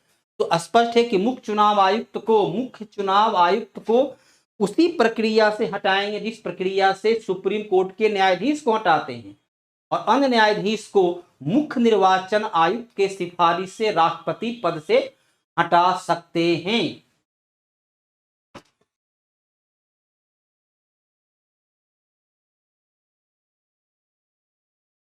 उन्नीस नंबर देखिए बाबू, 19 नंबर क्या कहता है। देखो 19 नंबर में होता है कि अनुच्छेद 137 सुप्रीम कोर्ट को अधिकार होता है। अतुल कुमार, सुप्रीम कोर्ट को अधिकार है अनुच्छेद 137 के तहत कि अपने द्वारा दिया गया निर्णय की वो समीक्षा कर सकता है, रिव्यू कर सकता है। तो सुप्रीम कोर्ट का जो अब बाद का निर्णय होता है, अब देखो गोलकनाथ विवाद में सुप्रीम कोर्ट में 11 जज थे। इस निर्णय की रिव्यू केशवानंद में 13 जज की खंडपीठ ने किया। तो अब जो है तो ये लागू हो गया। उसी प्रकार ये देखो 1951 में है, 1980 में दिया, ये लागू हो गया। जो बाद का फैसला होता है वही प्रभावी होता है। के.एम. मुंशी का संबंध है कन्हैया लाल मानिक लाल मुंशी। अब देखिए संविधान में जो विकल्प रहेगा, संविधान का कार्य संचालन समिति का अध्यक्ष थे के.एम. मुंशी, अभी विकल्प में है नहीं। लोक लेखा समिति तो संसद की अस्थायी मामलों की समिति होती है। इसमें लोकसभा का 15, राज्यसभा का 7, कुल सदस्य की संख्या 22 होती है। संविधान के प्रारूप समिति में अध्यक्ष थे भीमराव अंबेडकर। प्रारूप समिति में अध्यक्ष थे भीमराव अंबेडकर। इसमें 6 अन्य मेंबर थे, इसमें एक थे कन्हैया लाल मानिक लाल मुंशी। देखो नाम याद रखना कितना आसान है, एकदम याद रहेगा। कन्हैया लाल मानिक लाल मुंशी। दूसरा है एन गोपाल स्वामी अयंगर या गोपाल स्वामी अयंगर। तीसरा है एन माधवराव। चौथा अल्लादी कृष्णा स्वामी अय्यर। पांचवा नाम जो है तो क्या है, कन्हैया लाल मानिक लाल मुंशी एन ये गोपाल स्वामी अयंगर, एन माधवराव, कृष्णा स्वामी अय्यर। चलिए पहले छठा लिख लीजिए। छठा है मोहम्मद सादुल्ला, छठा है मोहम्मद सादुल्ला। एक और हैं गोपाल स्वामी अयंगर, कृष्णा, टीटी कृष्णामाचारी, टीटी कृष्णामाचारी। अब देखो कन्हैया भगवान श्री कृष्ण, गोपाल भगवान श्री कृष्ण, माधव गोपाल श्री भगवान श्री कृष्ण, कृष्णा भगवान श्री कृष्ण, कृष्णा भगवान श्री कृष्ण। यहाँ पर देखिए अध्यक्ष हैं भीमराव अंबेडकर, अध्यक्ष हैं भीमराव रामजी अंबेडकर। एक भगवान राम जी हैं, एक मोहम्मद साहब हैं और 5 भगवान श्री कृष्ण हैं। कितना देखो बेहतर ट्रिक है इसका याद करने का। कन्हैया लाल मानिक लाल मुंशी कन्हैया, गोपाल स्वामी अयंगर गोपाल, एन माधवराव, माधव भगवान कृष्ण का नाम है, कृष्णा स्वामी अल्लादी, कृष्णा स्वामी अय्यर भगवान कृष्ण का नाम है, टीटी कृष्णामाचारी कृष्ण भगवान श्री कृष्ण का नाम है। बीएससीसी 10+2 का ऑनलाइन प्रैक्टिस सेट कब लाइएगा? ऑनलाइन नहीं हो रहा है, इसकी जानकारी तो मुझे नहीं है बाबू। प्रस्तावना समिति, प्रस्तावना समिति के अध्यक्ष कौन थे? प्रस्तावना समिति के अध्यक्ष थे जवाहरलाल नेहरू, जिन्होंने हिंदू कोड बिल मसौदा समिति ये पेश किया गया 1955 में, आजादी के बाद की घड़ी है। प्रवासी भारतीय दिवस प्रत्येक वर्ष मनाते हैं 9 जनवरी को, क्योंकि ऐसा 9 जनवरी 1915 को अपना राजनीतिक गुरु गोपाल कृष्ण गोखले के निमंत्रण पर महात्मा गांधी इसी दिन वापस आए थे। अब चलिए यहाँ पर अन्य भी दिवस है 9 जनवरी के बाद। चलिए अन्य जो दिवस है उस दिवस को भी देखिए, उसमें क्या कहीं कोई ऐसा दिवस है जो परीक्षा के दृष्टिकोण से प्रभावी बैठता है? क्या ऐसा है कोई? बोलिए। 12 जनवरी क्या है? 12 जनवरी के बारे में तो आप लोग भली भांति जानते होंगे। 12 जनवरी युवा दिवस। और बोलिए 11 जनवरी लाफ्टर डे, 11 जनवरी लाफ्टर डे के नाम से जाना जाता है। अंतर्राष्ट्रीय ओलंपिक समिति ने अभी T20 मैच को भी शामिल कर लिया है। मुस्लिम लीग ने संविधान सभा से इस्तीफा कब दिया था बताएंगे? अतुल कुमार। मुस्लिम लीग ने पहली बार 1942 में संविधान बनाने की मांग किया, संविधान सभा गठन करने की मांग किया। मुस्लिम लीग संविधान सभा में के चुनाव में शामिल हुआ और 73 प्रतिनिधि जीता। मुस्लिम लीग संविधान सभा की बैठक का बहिष्कार किया। जब बैठक में शामिल ही नहीं हुआ तब इस्तीफा देने की बात कहां से आई? अतुल कुमार। मुस्लिम लीग ने संविधान सभा का द्विराष्ट्र सिद्धांत के आधार पर 5 दिसंबर 1937, देखो ये तो जो है दिसंबर 35, अरे बाबू 1935 वहां देखो संविधान सभा है। 1935 के प्रांतीय चुनाव में अधिनियम पर चुनाव हुआ 1937 में। इसमें कांग्रेस को 6 प्रांत में पूर्ण बहुमत मिली, 2 प्रांत में सबसे बड़े दल के रूप में सरकार बनाया। मुस्लिम लीग को इसमें विशेष सफलता नहीं मिली। कांग्रेस ने जब 22 नवंबर 1939 को इस्तीफा दे दिया तब जो है मुस्लिम लीग ने 22 दिसंबर 1939 को मुक्ति दिवस मनाया था। तो पहले प्रश्न को देखिए उसके बाद उत्तर दीजिए। हर प्रश्न का हर जगह उत्तर नहीं हो सकता है। बिहार एसएससी एग्जाम कब होगा? एग्जाम जो है नवंबर में होने की संभावना व्यक्त की गई है। तो इसमें मैच में T20, बेसबॉल, फ्लैग फुटबॉल और स्क्वैश को शामिल कर लिया गया है। अंतरराष्ट्रीय निम्नलिखित सागर में लवणता, सागर की औसत लवणता कितनी होती है? सागर की औसत लवणता होती है 35 ग्राम, अर्थात 1000 ग्राम पानी में सागर की लवणता कितनी होती है? 35 ग्राम होती है। अब लाल सागर का है लगभग 40 ग्राम। अरब सागर जो है वो है लगभग 36 ग्राम। उत्तरी सागर जो है 6 से 8 ग्राम। 100 से 8 ग्राम, और भूमध्य सागर ये है 38 ग्राम। तो दिए गए विकल्प में लाल सागर की लवणता सबसे अधिक है। ऐसे सबसे अधिक लवणता जो होती है क्या होता है, किसका होता है, मृत सागर। सबसे अधिक लवणता है सागर में, मृत सागर 238 ग्राम। ऐसे तुर्की का लेक बॉन, तुर्की का लेक बॉन होता है लगभग 330 ग्राम। लेकिन ये तो झील है, सागर में सबसे अधिक होता है मृत सागर का 238 ग्राम, 238 ग्राम। मैकमोहन रेखा भारत और चीन के बीच, अरुणाचल प्रदेश और चीन के बीच, अरुणाचल प्रदेश एवं चीन के बीच है मैकमोहन रेखा। चीन की सीमा सिक्किम से भी मिलती है, हिमाचल प्रदेश से भी मिलती है, उत्तराखंड से भी मिलती है। वैश्विक अर्थव्यवस्था में ब्रिक्स, ब्रिक्स की स्थापना चलिए 2009 में हुई थी, तब उसका नाम था ब्रिक, BRIC। 2010 में हो गया BRICS, अर्थात दक्षिण अफ्रीका 2010 में आया। जनसंख्या का 40% भाग में कहता है, विश्व की कुल जनसंख्या का 40% भाग, सही है क्योंकि भारत और चीन दो सबसे बड़ी जनसंख्या वाला है। ये लाइन सही है कि विश्व की जनसंख्या का 40% भाग इसमें आता है। घरेलू उत्पाद का 24% होता है, लेकिन वैश्विक 46% नहीं, 4 देश का जो है वो 16%, और जो नए देश जुड़ गए हैं उसको जोड़ दें, अर्थात अब इसमें टोटल 20% होता है। तो विश्व के वैश्विक व्यापार में 16% ही योगदान हुआ करता था।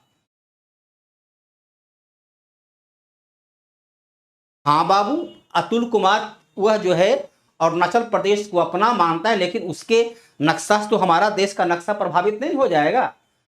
तो मैकमोहन रेखा जो 1914 में स्थापित की गई थी अंग्रेजों के काल में, उसके बाद वह 1961 में अपनी विजय के पश्चात अरुणाचल प्रदेश को अपना मानता है। 1961 में चीन ने भारत पर जब हमला किया तो भारत का 38,000 वर्ग किलोमीटर, 38,000 वर्ग किलोमीटर चीन पर क्षेत्र पर चीन का कब्जा हो गया है, जो आज तक है। अरब सागर से आने वाले दक्षिण पश्चिम मानसूनी पवन का अंत उष्ण कटिबंधीय अभिसरण क्षेत्र की ओर प्रवाहित करने में कौन बाधा डालता है। अब देखो बाधा क्या, आपको ज्ञात है कि दक्षिण पश्चिम जो मानसून आती है अरब सागर के सहारे आती है, और अरब सागर में पश्चिमी घाट सबसे पहले केरला में प्रवेश करता है, उसके बाद महाराष्ट्र के क्षेत्र में प्रवेश करता है। तो अब जाहिर सी बात है, इसको अभिसरण मतलब हिम पर्वत के ठीक यहाँ पर क्या है, यहाँ पर है आपका पश्चिमी घाट। तो पश्चिमी घाट जो है इसको इस पार आने से रोकता है, जिसके कारण तमिलनाडु में वर्षा कम होती है। तमिलनाडु के क्षेत्र में क्योंकि ये वर्षा इधर चली जाती है, तमिलनाडु में वर्षा इस कारण नहीं होती है। इसका पूर्वी घाट से तो कोई संबंध है नहीं, पूर्वी घाट इस क्षेत्र में है।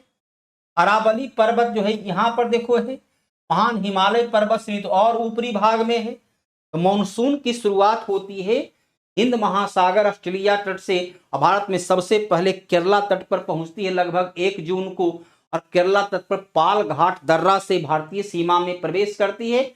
अरब सागर के सहारे चलने वाली मानसून फिर जो है भोर घाट और थाल घाट से प्रवेश करती है। स्पष्ट हो गया।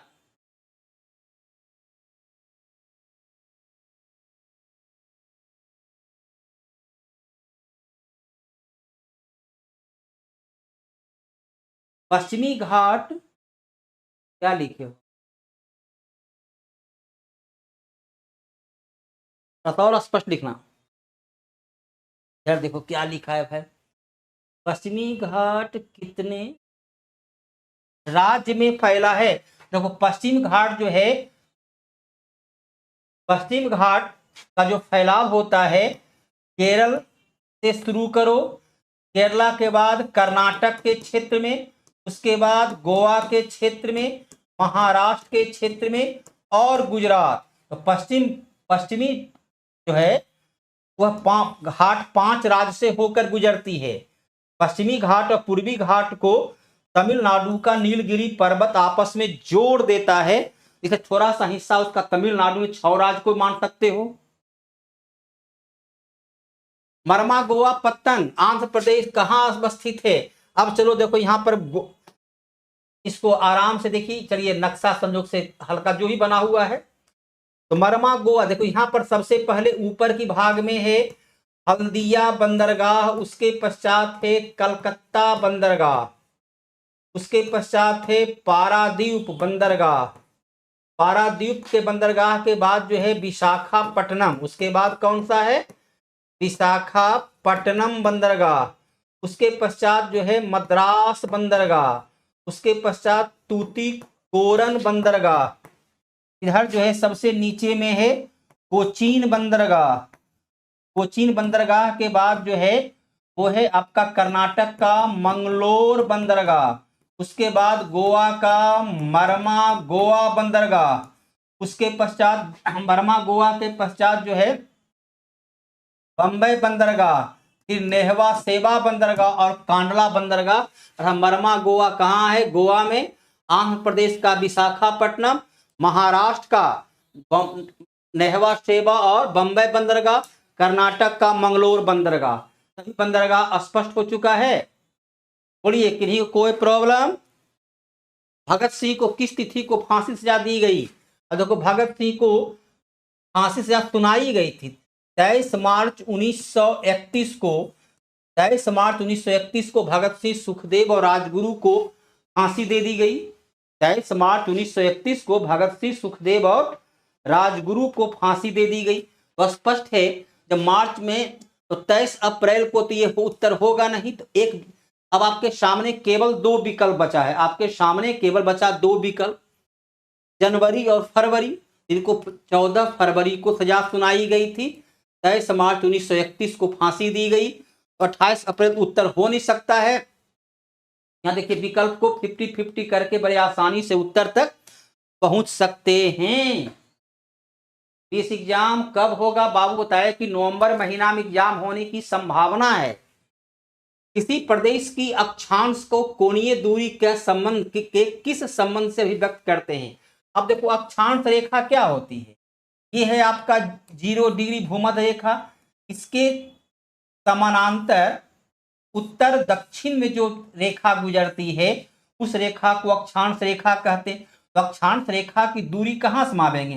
भूमध्य रेखा से, अर्थात भूमध्य रेखा से ही उसकी दूरी को ज्ञात की जा सकती है।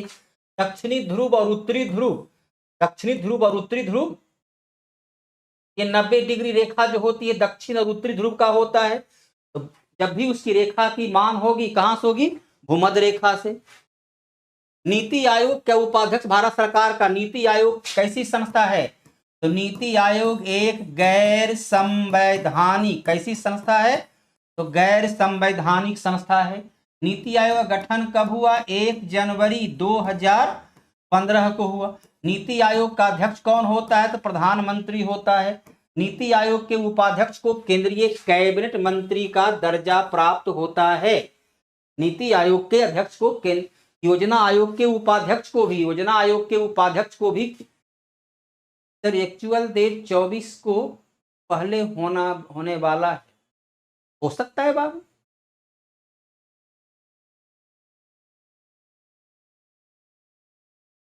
हाँ क्वेश्चन तो ही है, इसलिए तो 23 मार्च 1931 को फांसी दी गई, तो उसके पहले उनका होगा। किस द्वीप समूह को नया नेवल बेस स्थापित करने जा रही है? ये दोनों है, ताकि चीन के बढ़ता हुआ दबाव जो है हिंद महासागर पर, उस पर नियंत्रण प्राप्त करने के लिए भारत सरकार जो है मिनिकॉय और अगाती दोनों द्वीप पर अपनी नौसैनिक अड्डा की स्थापना करने जा रहा है। करंट अफेयर से, पृथ्वी सूर्य के गिर्द घूमती है, सूर्य के चारों ओर घूमती है। आपको पता है कि पृथ्वी अपने अक्ष पर घूमती है, दिन और रात होता है, और जब सूर्य के चारों ओर घूमती है तो मौसम में परिवर्तन, ऋतु में परिवर्तन होता है। तो सूर्य, पृथ्वी अपने अक्ष पर घूमती है, अक्ष पर चक्कर लगाती है, दिन और रात होता है, और सूर्य के चारों ओर, क्यों? क्योंकि पृथ्वी 23.5 डिग्री झुका हुआ है, तो कभी ये सूर्य से निकट हो जाता है तो कभी सूर्य से दूर हो जाता है, जिसके कारण मौसम में परिवर्तन होता है।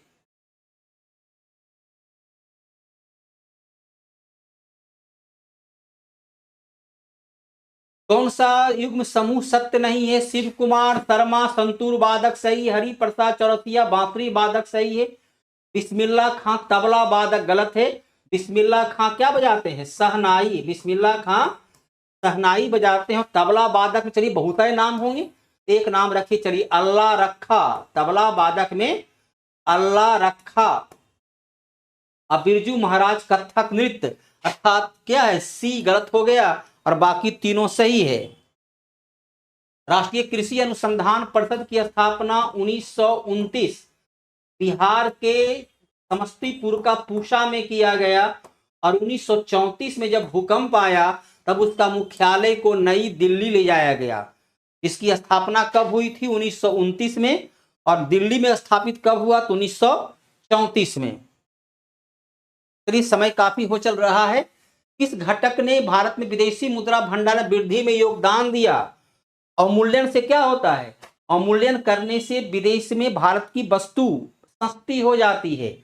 अवमूल्यन करने से निर्यात में वृद्धि होती है, निर्यात में वृद्धि होती है।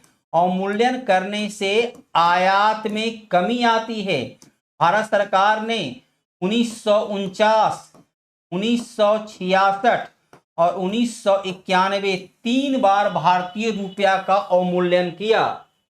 प्रत्यक्ष एवं विदेशी मुद्रा, अप्रत्यक्ष विदेशी निवेश, इसे क्या बोलते हैं? FDI और FII के नाम से जानते हैं। फॉरेन डायरेक्ट इन्वेस्टमेंट, विदेशी हमारे देश में जब निवेश करेगा तो मुद्रा की मात्रा में वृद्धि होगी। रुपया को हम विदेशी मुद्रा में कन्वर्ट करेंगे, विदेशी मुद्रा की वृद्धि होगी, अर्थात उपयुक्त सभी। अवमूल्यन किसको कहते हैं? जब विश्व की कुछ चुनी हुई मुद्रा की तुलना में अपने देश की मुद्रा के मूल्य को कम कर दिया जाता है तो उसे अवमूल्यन कहते हैं। Foreign direct investment.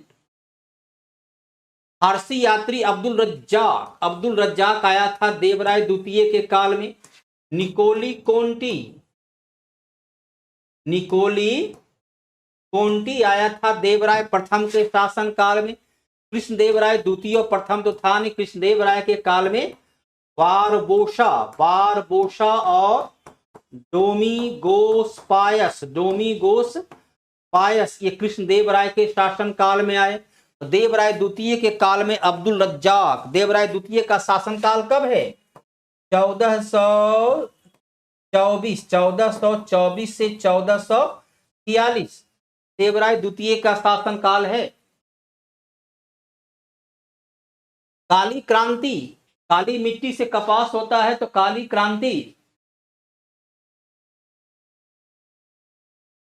चलिए अतुल कुमार जी एकदम सही है, आपका सवाल का जवाब देते हैं।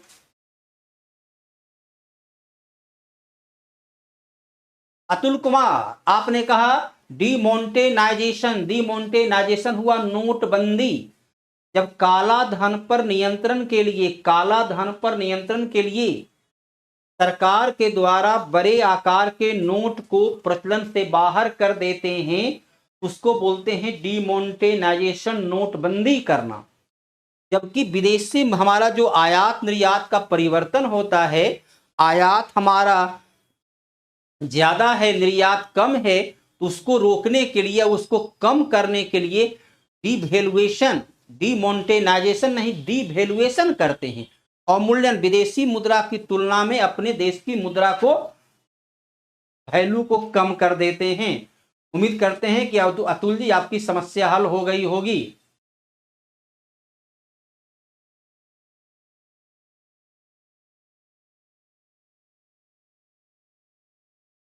काली क्रांति का संबंध है कच्चा तेल उत्पादन से, मत्स्य उत्पादन का संबंध किससे है?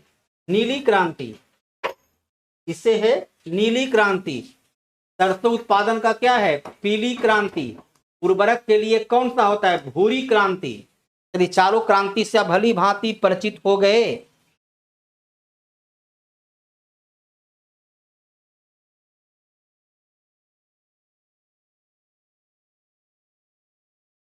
किसने यूरोपीय नील बगान के मालिक द्वारा किसानों के शोषण की तरफ गांधी जी का ध्यान आकर्षित किया? प्रत्येक विद्यार्थी भली भांति परिचित होंगे कि राजकुमार शुक्ल 1916 में लखनऊ अधिवेशन में वो महात्मा गांधी को चंपारण के किसानों के द्वारा चलाया जा रहा 3 कठिया आंदोलन, चलाया जा रहा 3 कठिया आंदोलन का नेतृत्व करने के लिए उन्हें आमंत्रित किया। कौन आमंत्रित किया गया? राजकुमार शुक्ल के द्वारा। किसान जो चंपारण के ही स्वयं नील किसान थे। स्वामी सहजानंद सरस्वती 1936 में अखिल भारतीय किसान सभा का गठन, बाबा रामचंद्र अवध क्षेत्र के किसान के नेता थे और डॉक्टर श्री कृष्ण सिंह मुंगेर में किसान नेता थे। अखिल भारतीय फॉरवर्ड ब्लॉक में शामिल हुए थे शीलभद्रियाजी बख्तियारपुर के। जयप्रकाश नारायण 1934 में कांग्रेस समाजवादी पार्टी। वैकुंठ शुक्ल ये क्रांतिकारी, वैकुंठ शुक्ल जो है क्रांतिकारी हुए। तो शीलभद्रियाजी और फॉरवर्ड ब्लॉक की स्थापना किसने किया? सुभाष चंद्र बोस ने। कब किए? तो फॉरवर्ड ब्लॉक की स्थापना किए थे 1939 में। आजाद हिंद फौज, आजाद हिंद फौज का गठन हुआ 1942 में। किसने किया? रास बिहारी बोस। और 1943 में इसका नेतृत्व सुभाष चंद्र बोस के द्वारा स्वीकार किया गया।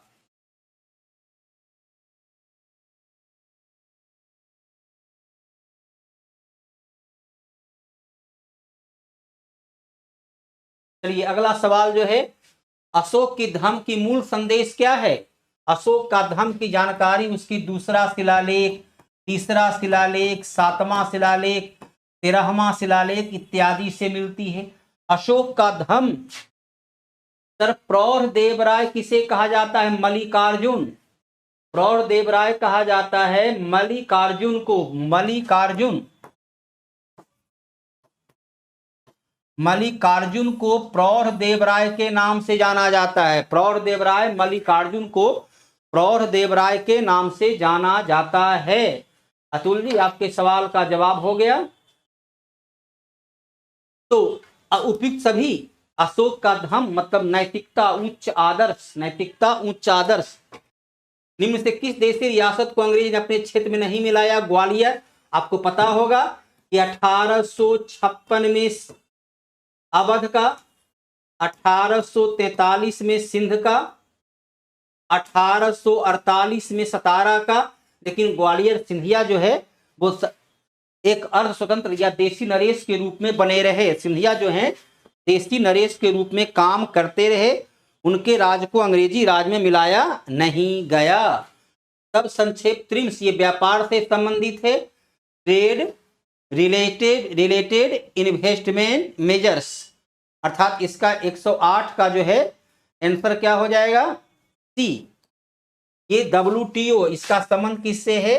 WTO से संबंध है।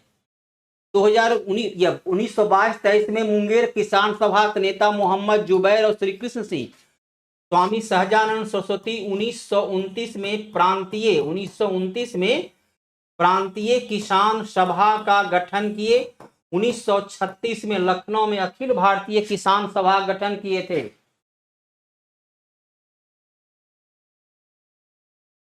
किसका? देवराय नहीं बाबू, प्रौढ़ देवराय जब भी होगा तो मल्लिकार्जुन होगा, कभी देवराय द्वितीय नहीं हो सकता है।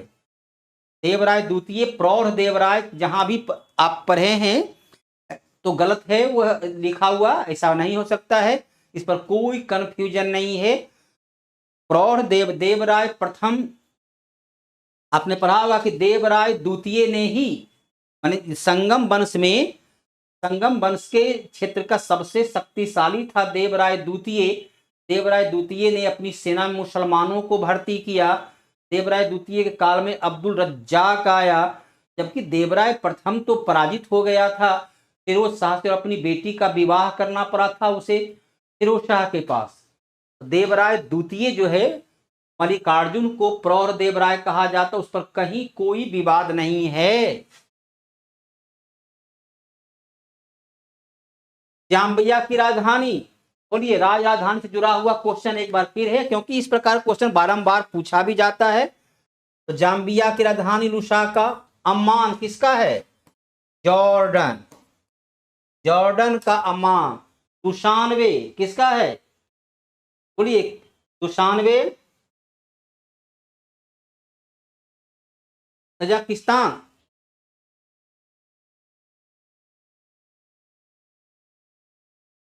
तुर्की, अंकारा, ताइवान की मुद्रा डॉलर, ताइवानी डॉलर, लीरा, लीरा हो गया इसका इटली, इटली का लीरा, सोमानी तजाकिस्तान, युआन चीन। 2011 की जनगणना के अनुसार भारत की कुल जनसंख्या में नगरीय जनसंख्या 31.6% नगरीय जनसंख्या, या 31.16% नगरीय जनसंख्या हुआ करता था 2011 में।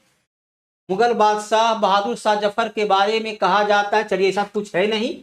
मुगल बादशाह बहादुर शाह जफर 1857 की क्रांति में विद्रोहियों का नेतृत्व किए, भारत को मुक्त कराने का प्रयास किया गया और इन्हें हुमायूं का मकबरा के पास इन्हें गिरफ्तार करके बर्मा के रंगून के मांडले जेल में रखा गया। चांदनी चौक से पालम तक, ये चांदनी चौक दिल्ली से पालम तक कहलाता था। ये जो है ये है नासिरुद्दीन महमूद तुगलक के काल में कहा गया कि दिल्ली के सुल्तान का राज दिल्ली से पालम तक। जाम्बिया साउथ अमेरिका नहीं, जाम्बिया जो है अफ्रीका में, जाम्बिया अफ्रीका में। दशेर कथा सखाराम गणेश देवस्कर का लिखा हुआ, चलिए समय तो कुछ विशेष बतला नहीं सकते हैं। मध्यकालीन भारत में मनसबदारी व्यवस्था सैनिक सुगमता के लिए शुरू की गई थी। इसके जन्मदाता थे अकबर। मनसबदारी व्यवस्था का जन्मदाता थे अकबर। अकबर ने इसे मंगोल व्यवस्था से प्रारंभ लिया था और मनसबदार को नगद वेतन की जगह जागीर दी जाती थी। मनसबदार जात और सवार के रूप में विभक्त होता था, जो संख्या बोधक हुआ करता था।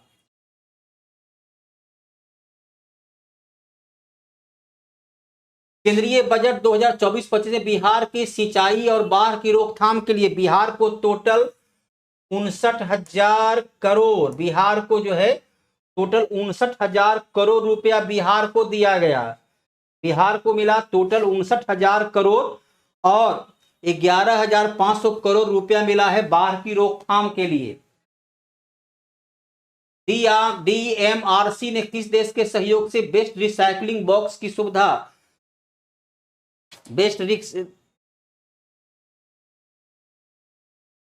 अर्थात जो है जो हमारे कचरा है उस कचरा के प्रबंधन के लिए जापान के सहयोग से इसकी शुरुआत किया गया। चलिए करंट अफेयर, थॉमसन मूलर हाल में अंतरराष्ट्रीय फुटबॉल से संन्यास लिए, जर्मनी के थे।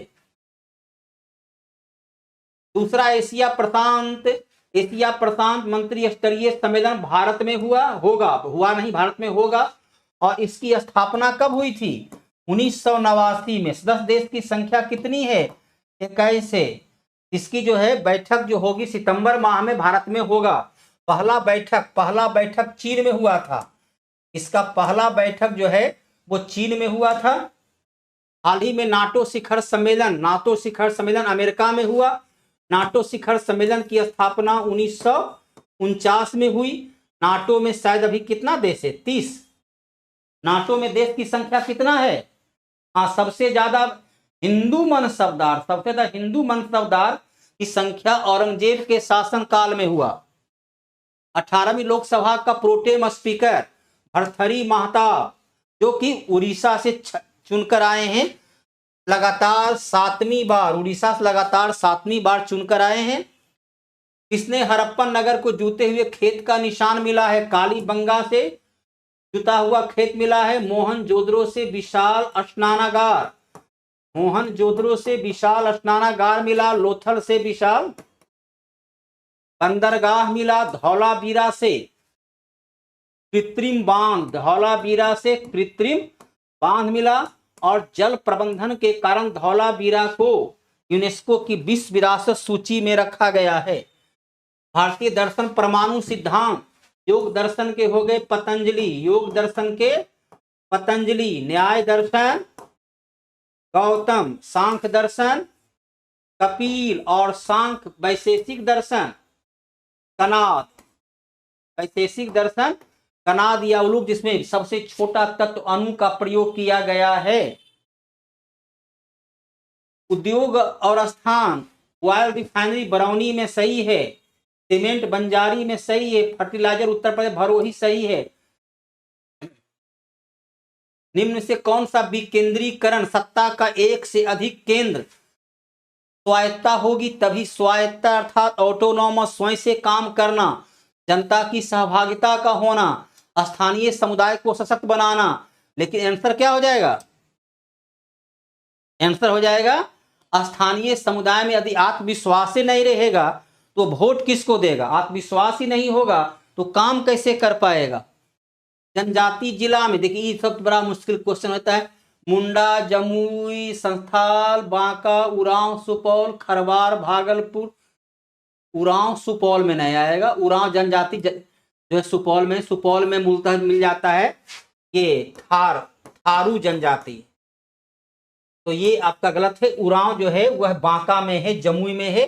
पंचायती राज संस्था के 29 विषय 29H में कहता है कि पंचायत को कर लगाने का अधिकार है। F पंचायती राज की योग्यता का उल्लेख करता है। 243G ई जो है पंचायती राज का कार्यकाल, पंचायती राज का कार्यकाल 5 वर्ष का होता है, इसके बारे में बतलाता है। रूस की कौन सी नदी प्रशांत महासागर की ओर बहती है? अब देखो ऐसा है कि सब का सब नदी जो है रूस का ही है। टोटल का टोटल जो यहाँ दिखलाया गया है तो सभी नदी जो है वो रूस का ही है।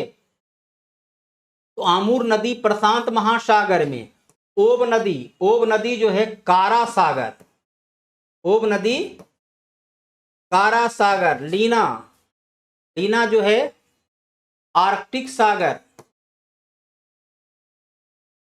NAC ये भी कारा सागर में प्रवाहित होती है। आमूर नदी प्रशांत महासागर में गिरती है। यहीं पर यह सेट समाप्त होता है। चलिए आज की सवाल जो है ऐसे क्वेश्चन तो कुल स्टैटिक जीके का था, अब थोड़ा सा तेज गति से किए क्योंकि समय भी जो है सो हो रहा है। चलिए विद्यार्थीगण धन्यवाद।